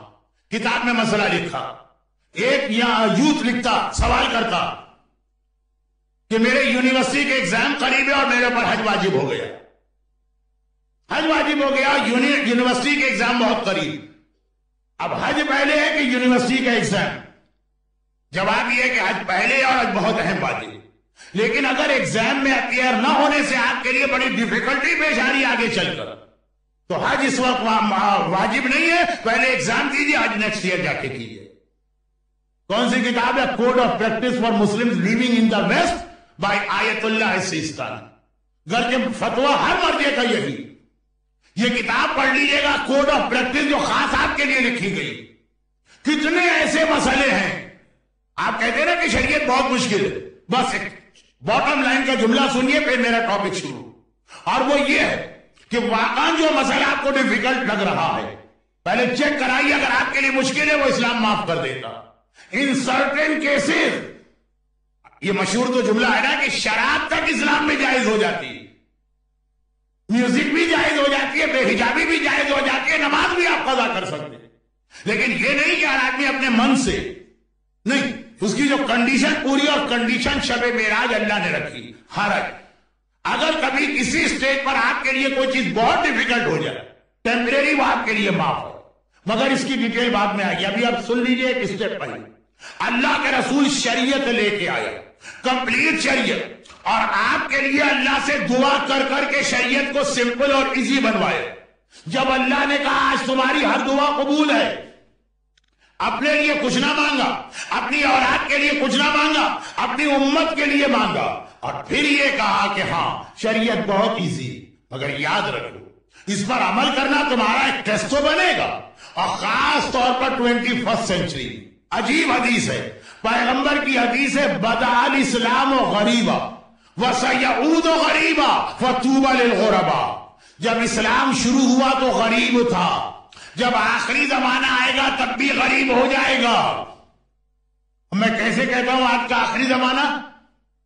وہ جو حج کے اندر گانے شروع ہو گئے، جو پہلے دن کی مجلس میں بات آئی تھی، اور 2 سال پہلے اچھا زینبیہ میں اس کی ڈیٹیل آ چکی ہے، مجھے یاد ہے ڈیٹیل آ چکی، وہ بتا رہی ہے کہ اسلام دوبارہ غریب ہو جائے گا۔ فطوبی للغرباء، خوش قسمت ہے وہ لوگ، ہاؤ خوش ہے ان سے جو غریب ہوں گے. اب بس یہ سمجھ لیجئے کہ اس کا مطلب کیا. جو چیز جینین آپ کے لیے ڈیفیکلٹی پیدا کر رہی ہے وہ معاف ہو. جیسے نماز بیٹھ کے پڑھو, لیٹ کے پڑھو, من میں پڑھو. روزہ اگر بیمار ہو تو ساقط ہے. ہر جگہ یونیورسٹی کے ایگزام تک ہو رہے تو معاف ہو سکتا. کسی علاقے میں عورت کے لیے حجاب ویری ڈیفیکلٹ تو ٹیمپریری اس کے لیے معاف ہے جب تک کہ وہاں سے ہجرت نہیں کرتی. لیکن یہ بات کا اسٹیج اسلام نے پہلے اسٹیج میں کہا ویسے تو ہر مسئلہ جب تم عمل کرو گے لوگوں کو عجیب لگے. اسلام غریب تھا. غریب کسے کہتے ہیں؟ غریب کہتے ہیں مسفٹ, جو آدمی کہیں اسٹرینجر ہو. کیا انگریزی میں ایک لفظ ہے, اس کا اسپیلنگ کیا ہے, پرونانسیشن ایلین. جو آؤٹر گیلیکسی سے اگر کوئی آدمی یہاں پہ آ جائے تو کیسا وہ عجیب عجیب لگتا ہے. ہم اس کو دیکھتے ہیں تو نہ ہم اس کو سمجھ سکتے ہیں نہ وہ ہمیں سمجھتا. اس کا فیس بھی کچھ اور ہے, اس کی لینگویج بھی کچھ اور ہے, اس کا کھانا بھی کچھ اور ہے, اس کا لباس بھی کچھ اور. اسی طرح اگر ہمیں ایلین بنا کر کسی اور پلینٹ پہ لے دیا جائے ہم کیا کریں گے؟ وہاں پہ جو ہمیں کھانا چاہیے وہ نہیں ملے, وہاں پہ ہمارا لباس نہیں چلے گا, وہاں ہماری لینگویج نہیں چلے گی. اس کو کہتے ہیں عربی میں غریب. پیغمبر نے کہا جب شروع میں اسلام آیا تو غریب تھا. مکے کے کافروں کی سمجھ میں نہیں آ رہا تھا کون سا ریلیجن ہے جس میں شراب حرام ہے. شراب تو ہمارے باپ دادا ہمیشہ سے پیتے آئے, اس کے بغیر تو کھانا ڈائجسٹ نہیں ہوتا. ان کی سمجھ میں نہیں آ رہا تھا یہ کون سا ریلیجن ہے جس میں حجاب واجب ہے. ہم تو خانہ کعبہ کا طواف بھی نیکڈ ہو کے کرتے ہیں. ان کی سمجھ میں نہیں آ رہا تھا یہ کون سا ریلیجن ہے جس کے اندر سنگنگ کو حرام قرار دیا گیا. بلال اور عمار, ابو ذر اور سلمان, ابھی آپ نے جعفر لاڈی برادر کی تقریر میں سنا ابو ذر کو کتنا ٹارچر کیا گیا. اس لیے کہ مکے والے سمجھ نہیں پا رہے تھے کیسا ریلیجن ہے. پیغمبر نے کہا کہ مگر آخری زمانے میں دوبارہ اسلام ایسا ہی غریب بن جائے, ایک اسٹرینجر بن جائے. دنیا کی سمجھ میں نہیں آئے گا یہ کون سا مذہب ہے جو عورتوں کو حجاب کراتا, یہ کون سا مذہب ہے جو نوجوانوں کو ڈرگ سے روکتا, یہ کون سا مذہب ہے جو مردوں کو داڑھی رکھنے کا حکم دیتا, یہ کون سا مذہب ہے کہ جو مکس گیدرنگ کو حرام قرار دیتا. وہ تو کہیں گے یہ فریڈم کے اگینسٹ ہے, وہ تو کہیں گے یہ لائف کے انجوائمنٹ کے اگینسٹ ہے. پہلے اس زمانے میں ابو جہل اور ابو لہب کفار مکہ اور مشرکین عرب اسلام کو سمجھ ہی نہیں پا رہے تھے, اور آخری زمانے میں بھی دنیا اسلام کو نہیں سمجھ پائے گی. پیغمبر نے اتنا کہا, میں اس میں ایک جملہ اپنی طرف سے ایڈ کر لیتا ہوں, اور وہ یہ ہے کہ ہاں ایک ڈیفرنس ہے. 1400 سال پہلے بھی اسلام مغز میں نہیں آ رہا تھا مگر کافروں کے, اور آج اسلام مغز میں نہیں آ رہا خود اپنے مومن بھائیوں کے. کتنے ہی اپنے مومن ہیں جن کی سمجھ میں یہ واجبات و حرام نہیں آتے. مولانا یہ کیسے پاسبل ہے کہ اسلام میں انٹرٹینمنٹ کا ہر طریقہ حرام ہو؟ مولانا یہ کیسے پاسبل ہے کہ اسلام کے اندر اتنی سی بات پہ پنش کیا جائے کہ تم نے نان مسلم کے ہاتھ کا کھانا کھا لیا, تم نے فلاں کے ہمبرگر کھا لیے, تم نے فلاں کا سانگ سیکھ لیا. اس وقت ابو جہل اور ابو لہب جو کہتا تھا آج وہی مومن کہتا ہے, آج وہی اسناشری شیعہ کہتا ہے, آج وہی خوجہ کمیونٹی سے تعلق رکھنے والا کہتا ہے. حجاب کے ڈیٹیل مسئلے بتائیے, حرام و حلال کے ڈیٹیل مسئلے بتائیے, سنگنگ کے ڈیٹیل مسئلے بتائیے, ڈرگس کے ڈیٹیل مسئلے بتائیے, یقین نہیں آتا. مگر میرا ٹاپک حدیث کا یہ ٹکڑا نہیں, آخری ٹکڑا ہے. پیغمبر نے اس کے بعد کا فتوبہ. توبہ عربی کا ایک ورڈ ہے جس کے معنی کہ لکی ہے وہ انسان, جنتی ہے وہ آدمی, اللہ راضی ہے اس سے, للغرباء جو معاشرے میں غریب بن کے رہے. کیا مطلب ہوا؟ کہ اللہ خوش ہے اس مومن سے کہ پوری سوسائٹی اور کمیونٹی کا اس کا بائیکاٹ. یہ تو عجیب و غریب باتیں کرتا ہے. ارے آپ ذرا ایک حجاب کی بات کہیے, لوگ اپنی برتھ ڈے پارٹی میں آپ کو نہیں بلائیں, لوگ اپنے گھر کے میرجز میں آپ کو نہیں بلائیں. آپ ذرا حرام و حلال کی بات تو چھیڑ دیجئے. آج جس انداز سے میوزک ہوتی ہے, آج جس انداز سے ڈانسنگ ہوتے ہیں, آج جس انداز سے مکس گیدرنگ ہوتی ہے, آج جس انداز سے نامحرم ایک دوسرے سے ہینڈ شیک کرتے ہیں, آپ کے اپنے بھائی آپ پہ اور بہن لگا دیں گے کہ نہیں ہمارے یہاں پارٹی میں نہیں آنا, فائدہ کچھ نہیں ہے, تم ہر چیز پہ کرٹیسائز کرو. پیغمبر فرما رہے فطوبى للغرباء, آخری زمانے میں اسلام دوبارہ غریب ہوگا. ایک اسٹرینجر مذہب بن جائے گا, ایک ایلین ٹائپ کا بن جائے گا. مگر فطوبى للغرباء, لکی تو وہی ہے جو اپنی کمیونٹی میں غریب بن کے رہے, پیسے کے اعتبار سے نہیں, لوگوں کے اعتبار سے. ہر آدمی کنیکشن کاٹ کے بیٹھا, کوئی آدمی آپ سے ملنے کو تیار نہیں. کیوں؟ کیونکہ آپ واجبات کی بات کرتے ہیں, کیونکہ آپ حرام سے خود بھی رکتے ہیں اور دوسروں کو بھی روکنے کی کوشش کرتے ہیں. اوروں کو چھوڑیں, بیوی چھوڑ کے چلی جائے گی شوہر کو اگر شوہر زیادہ واجب حرام کی بات کرے گا, شوہر ڈائیورس دے دے گا اگر بیوی زیادہ شریعت کی بات کرے گی. مگر مسئلہ کیا, پیغمبر کہہ رہے ہیں کہ لکی ہے وہ انسان, جنتی ہے وہ انسان, اللہ راضی ہے اس انسان سے جو سارے معاشرے میں غریب اس لیے بنا دیا گیا کہ وہ حق کی بات کہتا ہے, وہ دین کی بات کہتا ہے, وہ تقوی کی بات کہتا ہے, وہ حلال و حرام کی بات کہتا ہے. بہت چھوٹا سا واقعہ ہے, اس لیے ریپیٹیشن کی اجازت آپ سے لے رہا ہوں. جب میں فرسٹ ٹائم لیسٹر آیا تھا, اس سے 1 سال پہلے میں فرسٹ ٹائم دارالسلام گیا تھا. جب میں دارالسلام فرسٹ ٹائم گیا تھا تو وہاں میری ملاقات ایران کی ایک بہت ہی مشہور فیملی ہے علماء کی, جس میں ہنڈریڈز آف علماء گزرے ہیں, کئی جنریشن. اسی فیملی کے ایک صاحب, ایک ممبر, اس وقت دارالسلام میں اسلامک ریپبلک آف ایران کے ایمبیسیڈر بھی تھے, اور جو دارالسلام میں ہماری مسجد ہے اس کے اندر وہ اکثر نماز مغرب کو لیڈ بھی کرتے تھے. کیا پرسنالٹی تھی کہ ایک طرف ایمبیسیڈر ہے اور دوسری جانب مسجد میں آ کے نماز پڑھا رہے. وہی جو معصومین کی شان تھی کہ ایک طرف علی آپ کو میدان جنگ میں نظر آئیں گے, دوسری طرف پالیٹکس کے اندر انوالو نظر آئیں گے, اسلامی پالیٹکس, تیسری طرف مسجد میں نماز پڑھ رہے ہیں. آغائے لواسانی ان کا نام. بہت ہی گریسفل پرسنالٹی تھی میری ان سے ملاقات. تو چونکہ لواسانی فیملی اٹسیلف ایک بہت بڑی اور بہت ہی فیمس فیملی, بلکہ اس زمانے میں مدینے کے اندر آغا خوئی کے وکیل بھی آغا لواسانی فیملی کے عالم دین تھے, حسین لواسانی. مدینے کے 2 بزرگ عالم تھے, آغا عامری, آغا محسن حکیم کے وکیل تھے, یا آغا خوئی کے وکیل. تو اس سے ذرا ڈسکشن ہونے لگا. میرا بھی بہت ہی فیوریٹ ٹاپک ہے علماء کے حالات سننا, ان کے بزرگوں کے بارے میں بات ہوئی. تو تقریباً اس وقت سے 70 ایئرز اگو اسی خاندان لواسانی کے بہت ہی فیمس عالم تھے جو کربلا میں تھے, اور ان کی پائٹی بہت مشہور, بہت ہی متقی اور پرہیزگار. عالم تو تھے ہی وہ, ٹھیک ہے, برجے نہیں تھے, آیت اللہ لیول کے نہیں تھے, حجت الاسلام لیول کے تھے, لیکن کربلا میں مولا کے روضے کے صحن میں نماز مغربین پڑھاتے اور اپنے تقوی اور پائٹی میں بہت مشہور. آج کل تو یہ لفظ آپ سننے لگے ہیں, آج سے 25 سال پہلے کم تھا یہ لفظ علم عرفان والے. معجزے بھی دکھاتے تھے وہ. تو وہ جو آغا لواسانی تھے, تقریباً اب تو 100 سال ہو گئے, 25 سال 30 سال پہلے دارالسلام میں بات ہوئی تو اس وقت ایرانی ایمبیسڈر نے کہا کہ 70 ایئرز اگو, یعنی 100 سال پہلے وہ کربلا میں. ان کی اپنے ایک لیول کے دوست, انہی جیسا عالم تھا حجت الاسلام. ایک بات ہو گئی کہ ہم میں سے جو پہلے مرے گا وہ زندہ کو آگے بتائے گا کہ مرنے کے بعد کیا گزرتی ہے, اگر اللہ نے پرمیشن دی. موت کے بعد تو اپنا کنٹرول کسی چیز پہ نہیں. اچھا, ایسا کمٹمنٹ ہمارے بہت سے علماء نے ایک دوسرے سے کیا. ایک ٹرمینالوجی آپ نے سنی ہوگی, غدیری بھائی. 18 ذی الحجہ کو صیغہ پڑھ کر 2 مومن ایک دوسرے کے بھائی بنتے ہیں. اور روایتوں میں ہے کہ آفٹر ظہور امام ان بھائیوں کو جو غدیر کے دن ایک دوسرے کے بھائی بنے, انہیں بالکل جو ریل برادر ہوتے ہیں اس کا اسٹیٹس دے. مثلا جو اسلام میں ریل برادر ہوتے ہیں, آج کل تو ریل برادر ہوتے ہیں ایک دوسرے کی گردن کاٹنے والے, وہ نہیں. جو اسلام میں صلہ رحمی ہے وہ والا اسٹیٹس ملے. البتہ مرد مرد اور عورتیں عورتیں.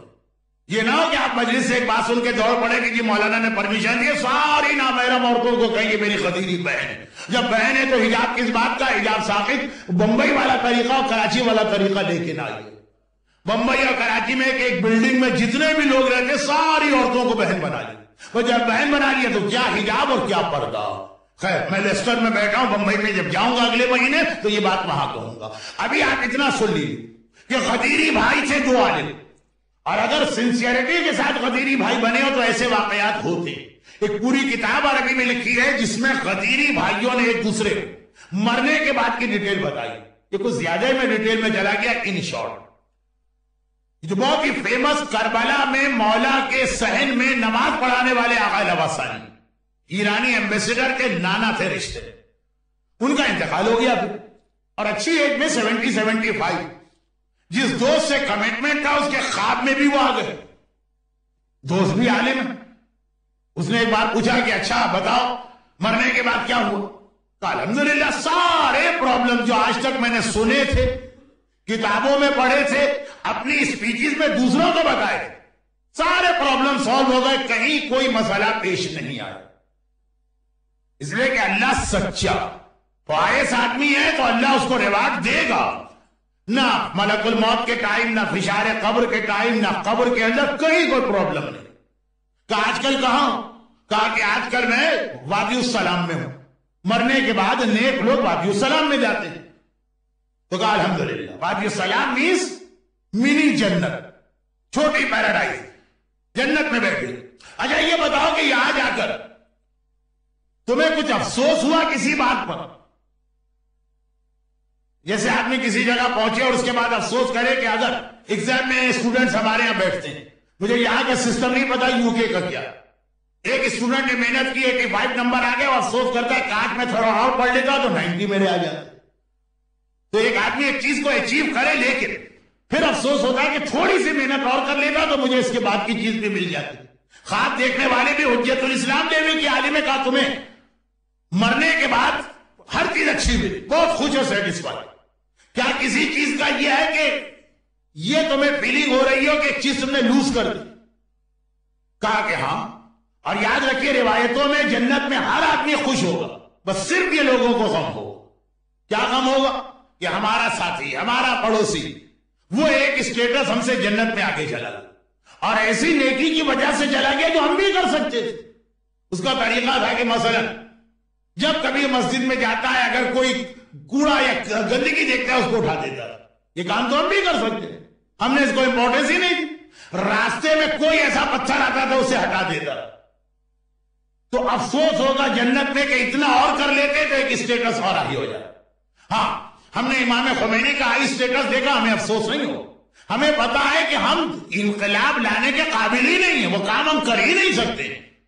ہم نے آغا خوئی کا اسٹیٹس دیکھا, اس پہ افسوس نہیں ہو. افسوس ہوگا اپنے کزن کے اسٹیٹس کو دیکھ, افسوس ہوگا اپنے نیبر کے اسٹیٹس کو دیکھ کر, کیونکہ جو نے کی اس نے کی وہ ہم بھی آسانی سے کر سکتے تھے. ہم نے کوئی امپورٹنس ہی نہیں دی.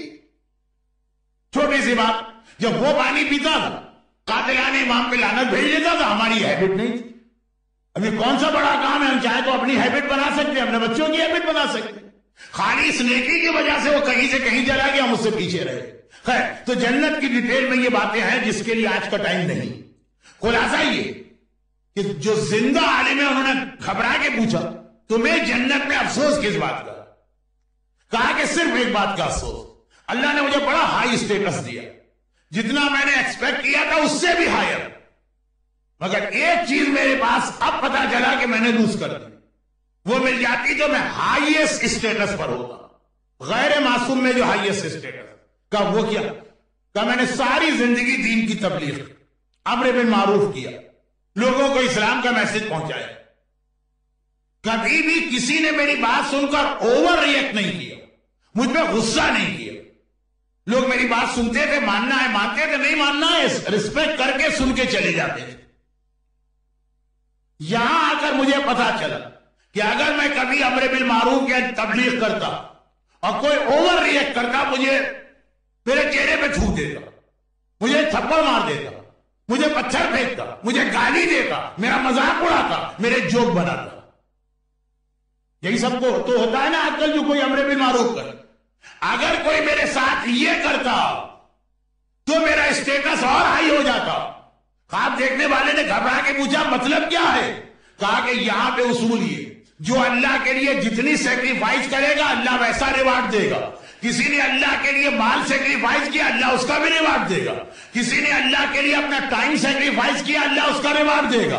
کسی نے اللہ کے لیے اپنی جان قربان کی، اللہ اس کا بھی ریوارڈ دے گا. کسی نے اللہ کے لیے اپنی اولاد سیکریفائز کیا، اللہ اس کا ریوارڈ دے گا. لیکن سب سے بڑا ریوارڈ ملتا ہے اگر کوئی اپنی پریسٹیج کو، اگر کوئی اپنے اسٹیٹس اور پوزیشن کو، اگر کوئی آدمی اپنی عزت کو اللہ کے نام پہ قربان کر دے. جان دینے سے زیادہ بڑا ریوارڈ ہے. اگر آپ کی عزت خطرے میں پڑ رہی ہے فقط اس لیے کہ آپ کے گھر کی عورت حجاب کر رہی ہے، اگر لوگ آپ کا مذاق اڑا رہے فقط اس لیے کہ آپ نامحرم سے ہاتھ نہیں ملا رہے، اگر لوگ آپ کو اپنی سوسائٹی سے باہر نکال دے رہے ہیں فقط اس لیے کہ آپ مکس گیدرنگ میں نہیں جا رہے ہیں، اگر کوئی آدمی آپ کو ویلکم نہیں کر رہا صرف اس لیے کہ آپ کوئی حرام یا سسپیشیس کھانا کھانے کو تیار نہیں ہے، تو یہ جو آپ کا جوک اڑایا جا رہا، یہ جو آپ کا جوک کیا جا رہا، یہ جو آپ کا مذاق اڑایا جا رہا، یہ جو کمیونٹی کے لوگ آپ کو اپنے سے باہر کر رہے ہیں، یہ سب سے بڑا ریوارڈ ہے. یہ اولمپکس کا گولڈ میڈل ہے جو آپ کو مل رہا ہے. یہاں پہ آپ کو زحمت ہوئی، آخرت میں اس کا اجر سب سے بڑا ہے. اور اس کے لیے صرف ایک جملہ اور کہہ دوں اور مصائب کی منزل، صرف ایک جملہ. آغا لواسانی نے کہا اللہ کے لیے جان دے دو، اس سے بھی بڑا ریوارڈ ملے گا اگر اللہ کے لیے اپنی پریسٹیج اور پوزیشن کو قربان کرو.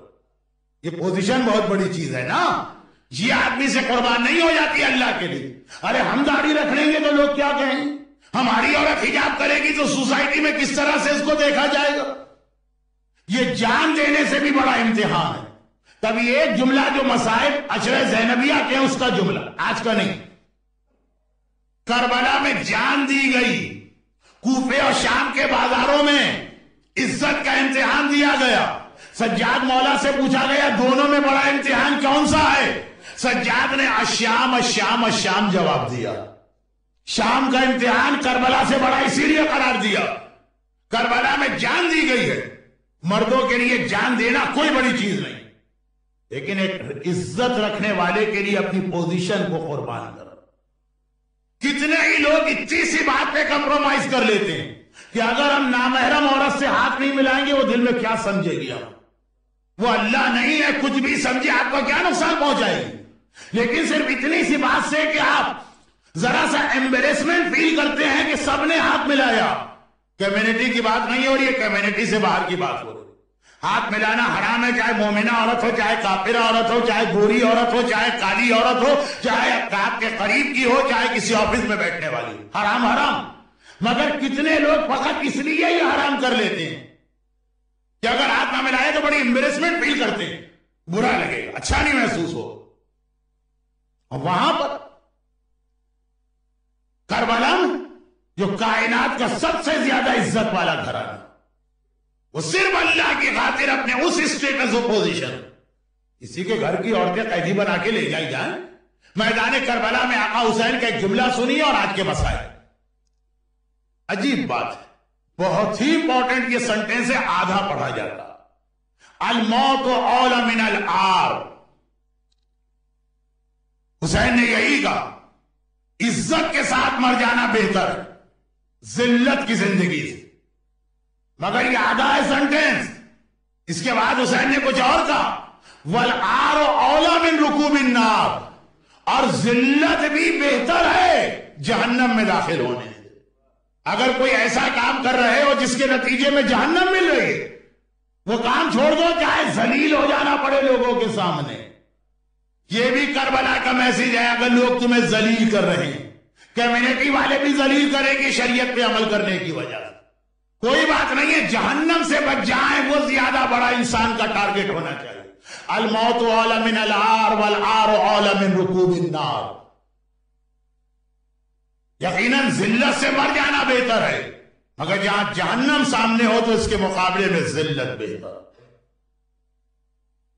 عمر سعد کا رائٹ ہینڈ، ابن زیاد کی افواج کا کمانڈر ان چیف، کوفے کے ٹرائب کا سردار، ہر طرف سے اس کو عزت مل رہی ہے. وہ اگر اسے چھوڑ کر حسین کے اس قافلے میں چلا جائے جہاں پہ اپنی جان بھی دینا ہے، اپنی اولاد کی جان بھی دینا ہے، یہ سارا اسٹیٹس چھین لیا جائے گا، یہ ساری پوزیشن سے محروم ہونا پڑے گا، اس کا نام ہور بنتا، اور وہ یہی میری تقریر کا جو آخری حصہ تھا اس کی سب سے برائٹ ایگزامپل۔ 2 دن پہلے کا ایک جملہ دوہرا کر ہور کے مصائب آگے بڑھا۔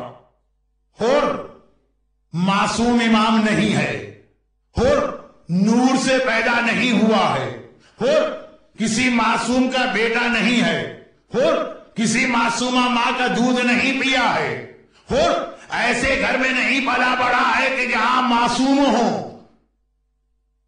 زینب کی مثال اپنی عورتوں کے سامنے رکھیے، کہیں گی وہ تو زینب تھی، ہم کہاں۔ سجاد کی مثال اپنے یوتھ کے سامنے رکھیے اور کہیں گے وہ تو امام سجاد تھے، ہم کہاں۔ ہور کی مثال تو سامنے رکھی جا سکتی ہے، ہم صرف ایک نامحرم سے ہاتھ ملانے کو چھوڑنے کو تیار نہیں ہیں کہ ایمبریسمنٹ فیل کریں گے، شرم آ رہی ہے دوسروں کے سامنے۔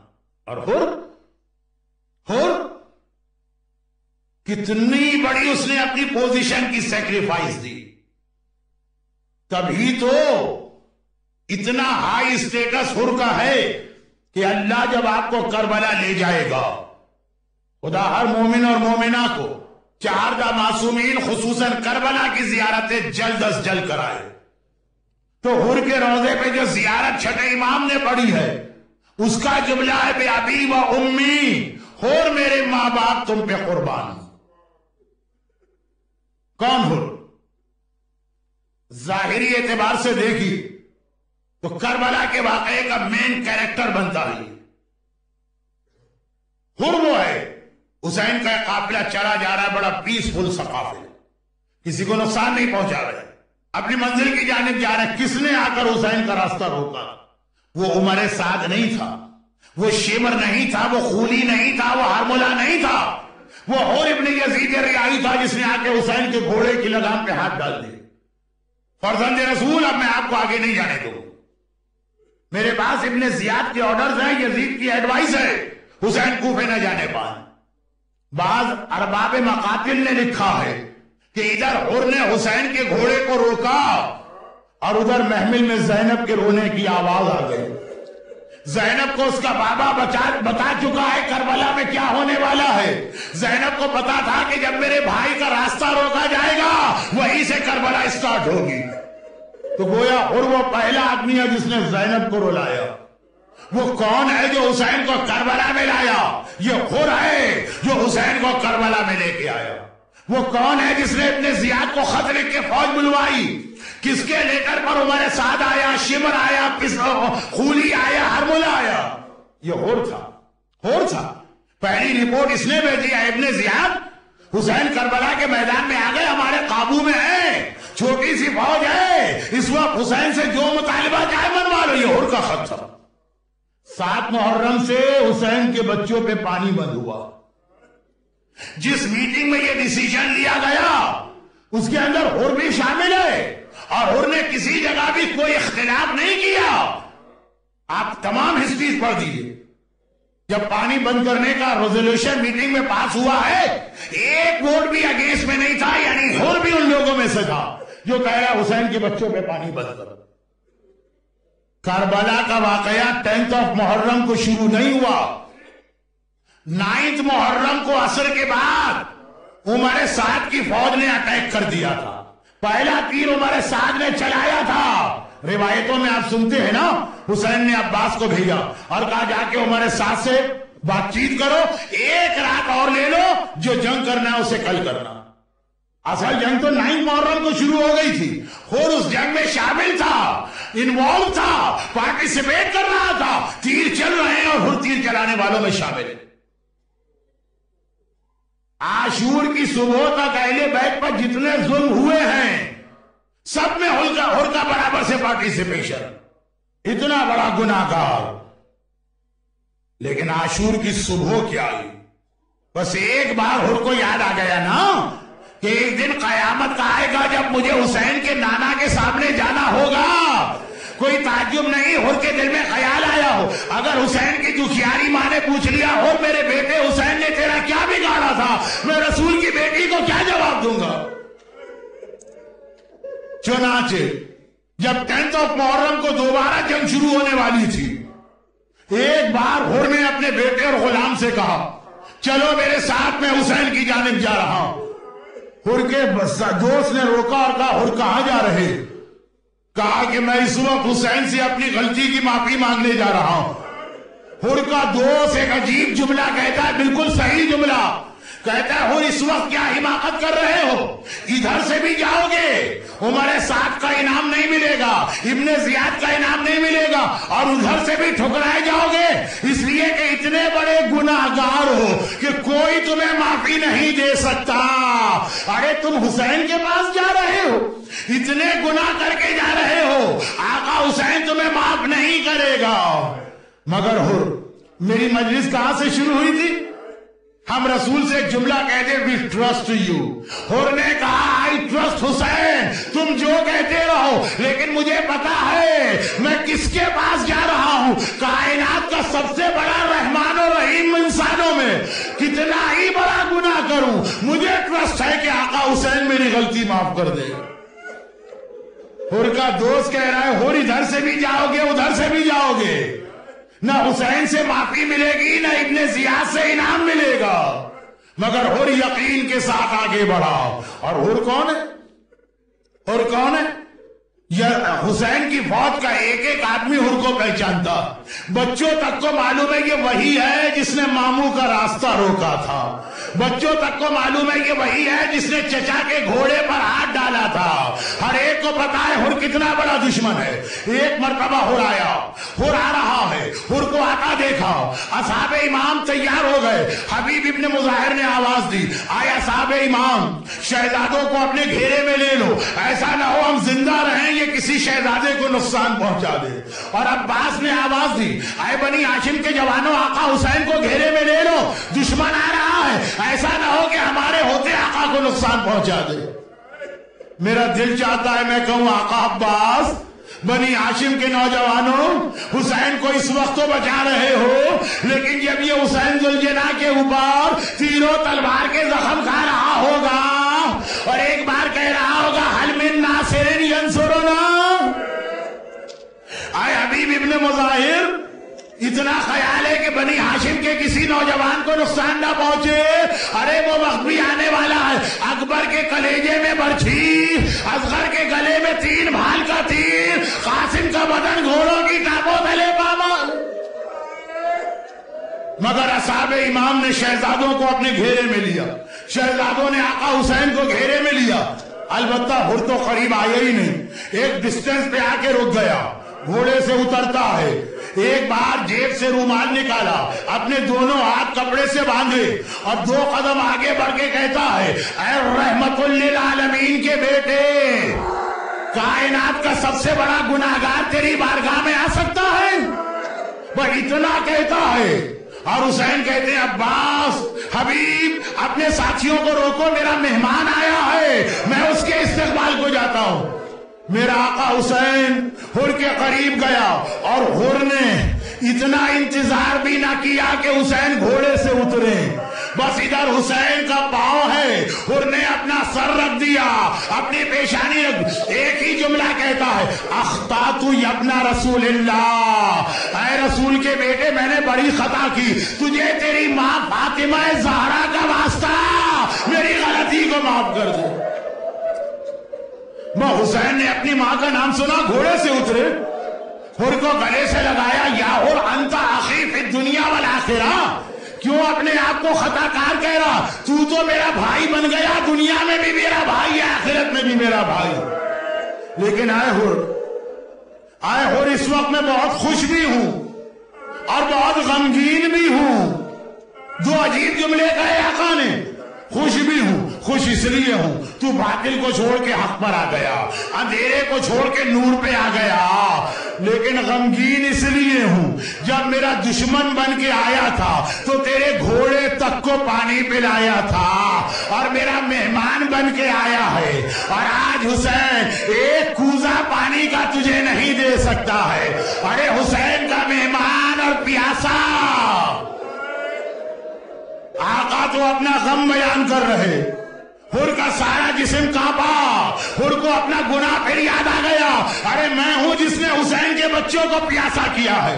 तड़प के कहता है आका बस ये मेरा गुनाह याद ना दिलाए, मैं ये गुनाह का कफारा देने आया हूं, अपनी जान दूंगा, अपने बेटे की जान दूंगा। मौला इतनी इजाजत दे दीजिए कि मक्तल में पहले मेरा बेटा मरने के लिए जाए। हुसैन ने कहा हुर कोई और दिन होता तो मैं इजाजत ना देता, लेकिन आज सबको मरना है, कोई पहले मरेगा कोई बाद में मरेगा। जा मैंने तेरे बेटे को इजाजत दी। अज़ादारों आखिरी दो जुमले कहना और बस बात खत्म। एक बार हुर का बेटा चला, हुर कहता है बेटा ऐसा जिहाद करना तेरे बाप का गुनाह माफ हो जाए, ऐसा जिहाद करना शहजादी फातिमा ज़हरा तुझसे खुश हो जाए। बेटे ने जिहाद किया, मगर कब तक? एक वक्त आया जख्मों की ताब न लाकर बेटा घोड़े से गिरा, जमीन पे गिरते गिरते एक मर्तबा कहा या बता दरिकनी, बाबा जरा मेरी मदद को आइए। बहरहाल कुछ भी हो हुर है तो बाप ना। तड़प के अपनी जगह से खड़ा हो गया। आका ने रोका, हो रुक जा, कहां जा रहा? हाथ जोड़ के कहा आका मेरा बेटा मदद के लिए बुला रहा है, मुझे बेटे के पास जाने दे। हुसैन ने कहा नहीं हुर बैठ जा, मैं तुझे नहीं जाने दूंगा, मैं खुद जाऊंगा। और क्यों जाऊंगा? वजह सुनिए। हुसैन कहते हुर एक बात याद रख, जवान बेटों के लाशें बूढ़े बाप नहीं उठाते हैं। तेरा जवान बेटा गिर रहा है, बूढ़ा बाप नहीं जाएगा, मैं जाऊंगा, मैं ये लाशा लेके आऊंगा। हुसैन हुर के बेटे का लाशा ला। वो मेरा आखिरी जुमला हाथ जोड़कर आका हुसैन से कहता हूं आका जब हुर का बेटा गिरा तो ये कहा कि बूढ़े बाप जवान के लाशें नहीं उठाते हैं, लेकिन मौला जब अली अकबर घोड़े से जमीने करबला पे गिरा, ये बूढ़ा बाप किस तरह से जवान अकबर का लाशा उठा के लाए। अला वलानतुल्लाहि अला अअदाइहिम अजमईन। परवरदिगारा मेरे उस मजलूम आका का वास्ता जिसने खुद जैसे खताकार को माफ करके अपना भाई करार दिया।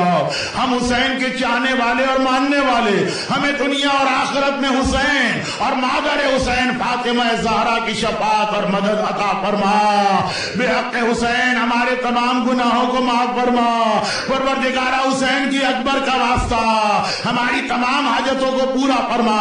गमे हुसैन के सिवा हमें हर गम से महफूज फरमा और इन मजालिम के इंतकाम के लिए वारिस मासूमी फर्जंद ज़हरा इमाम ज़माना के ज़ुहूर में ताजील फरमा। मातम हुसैन।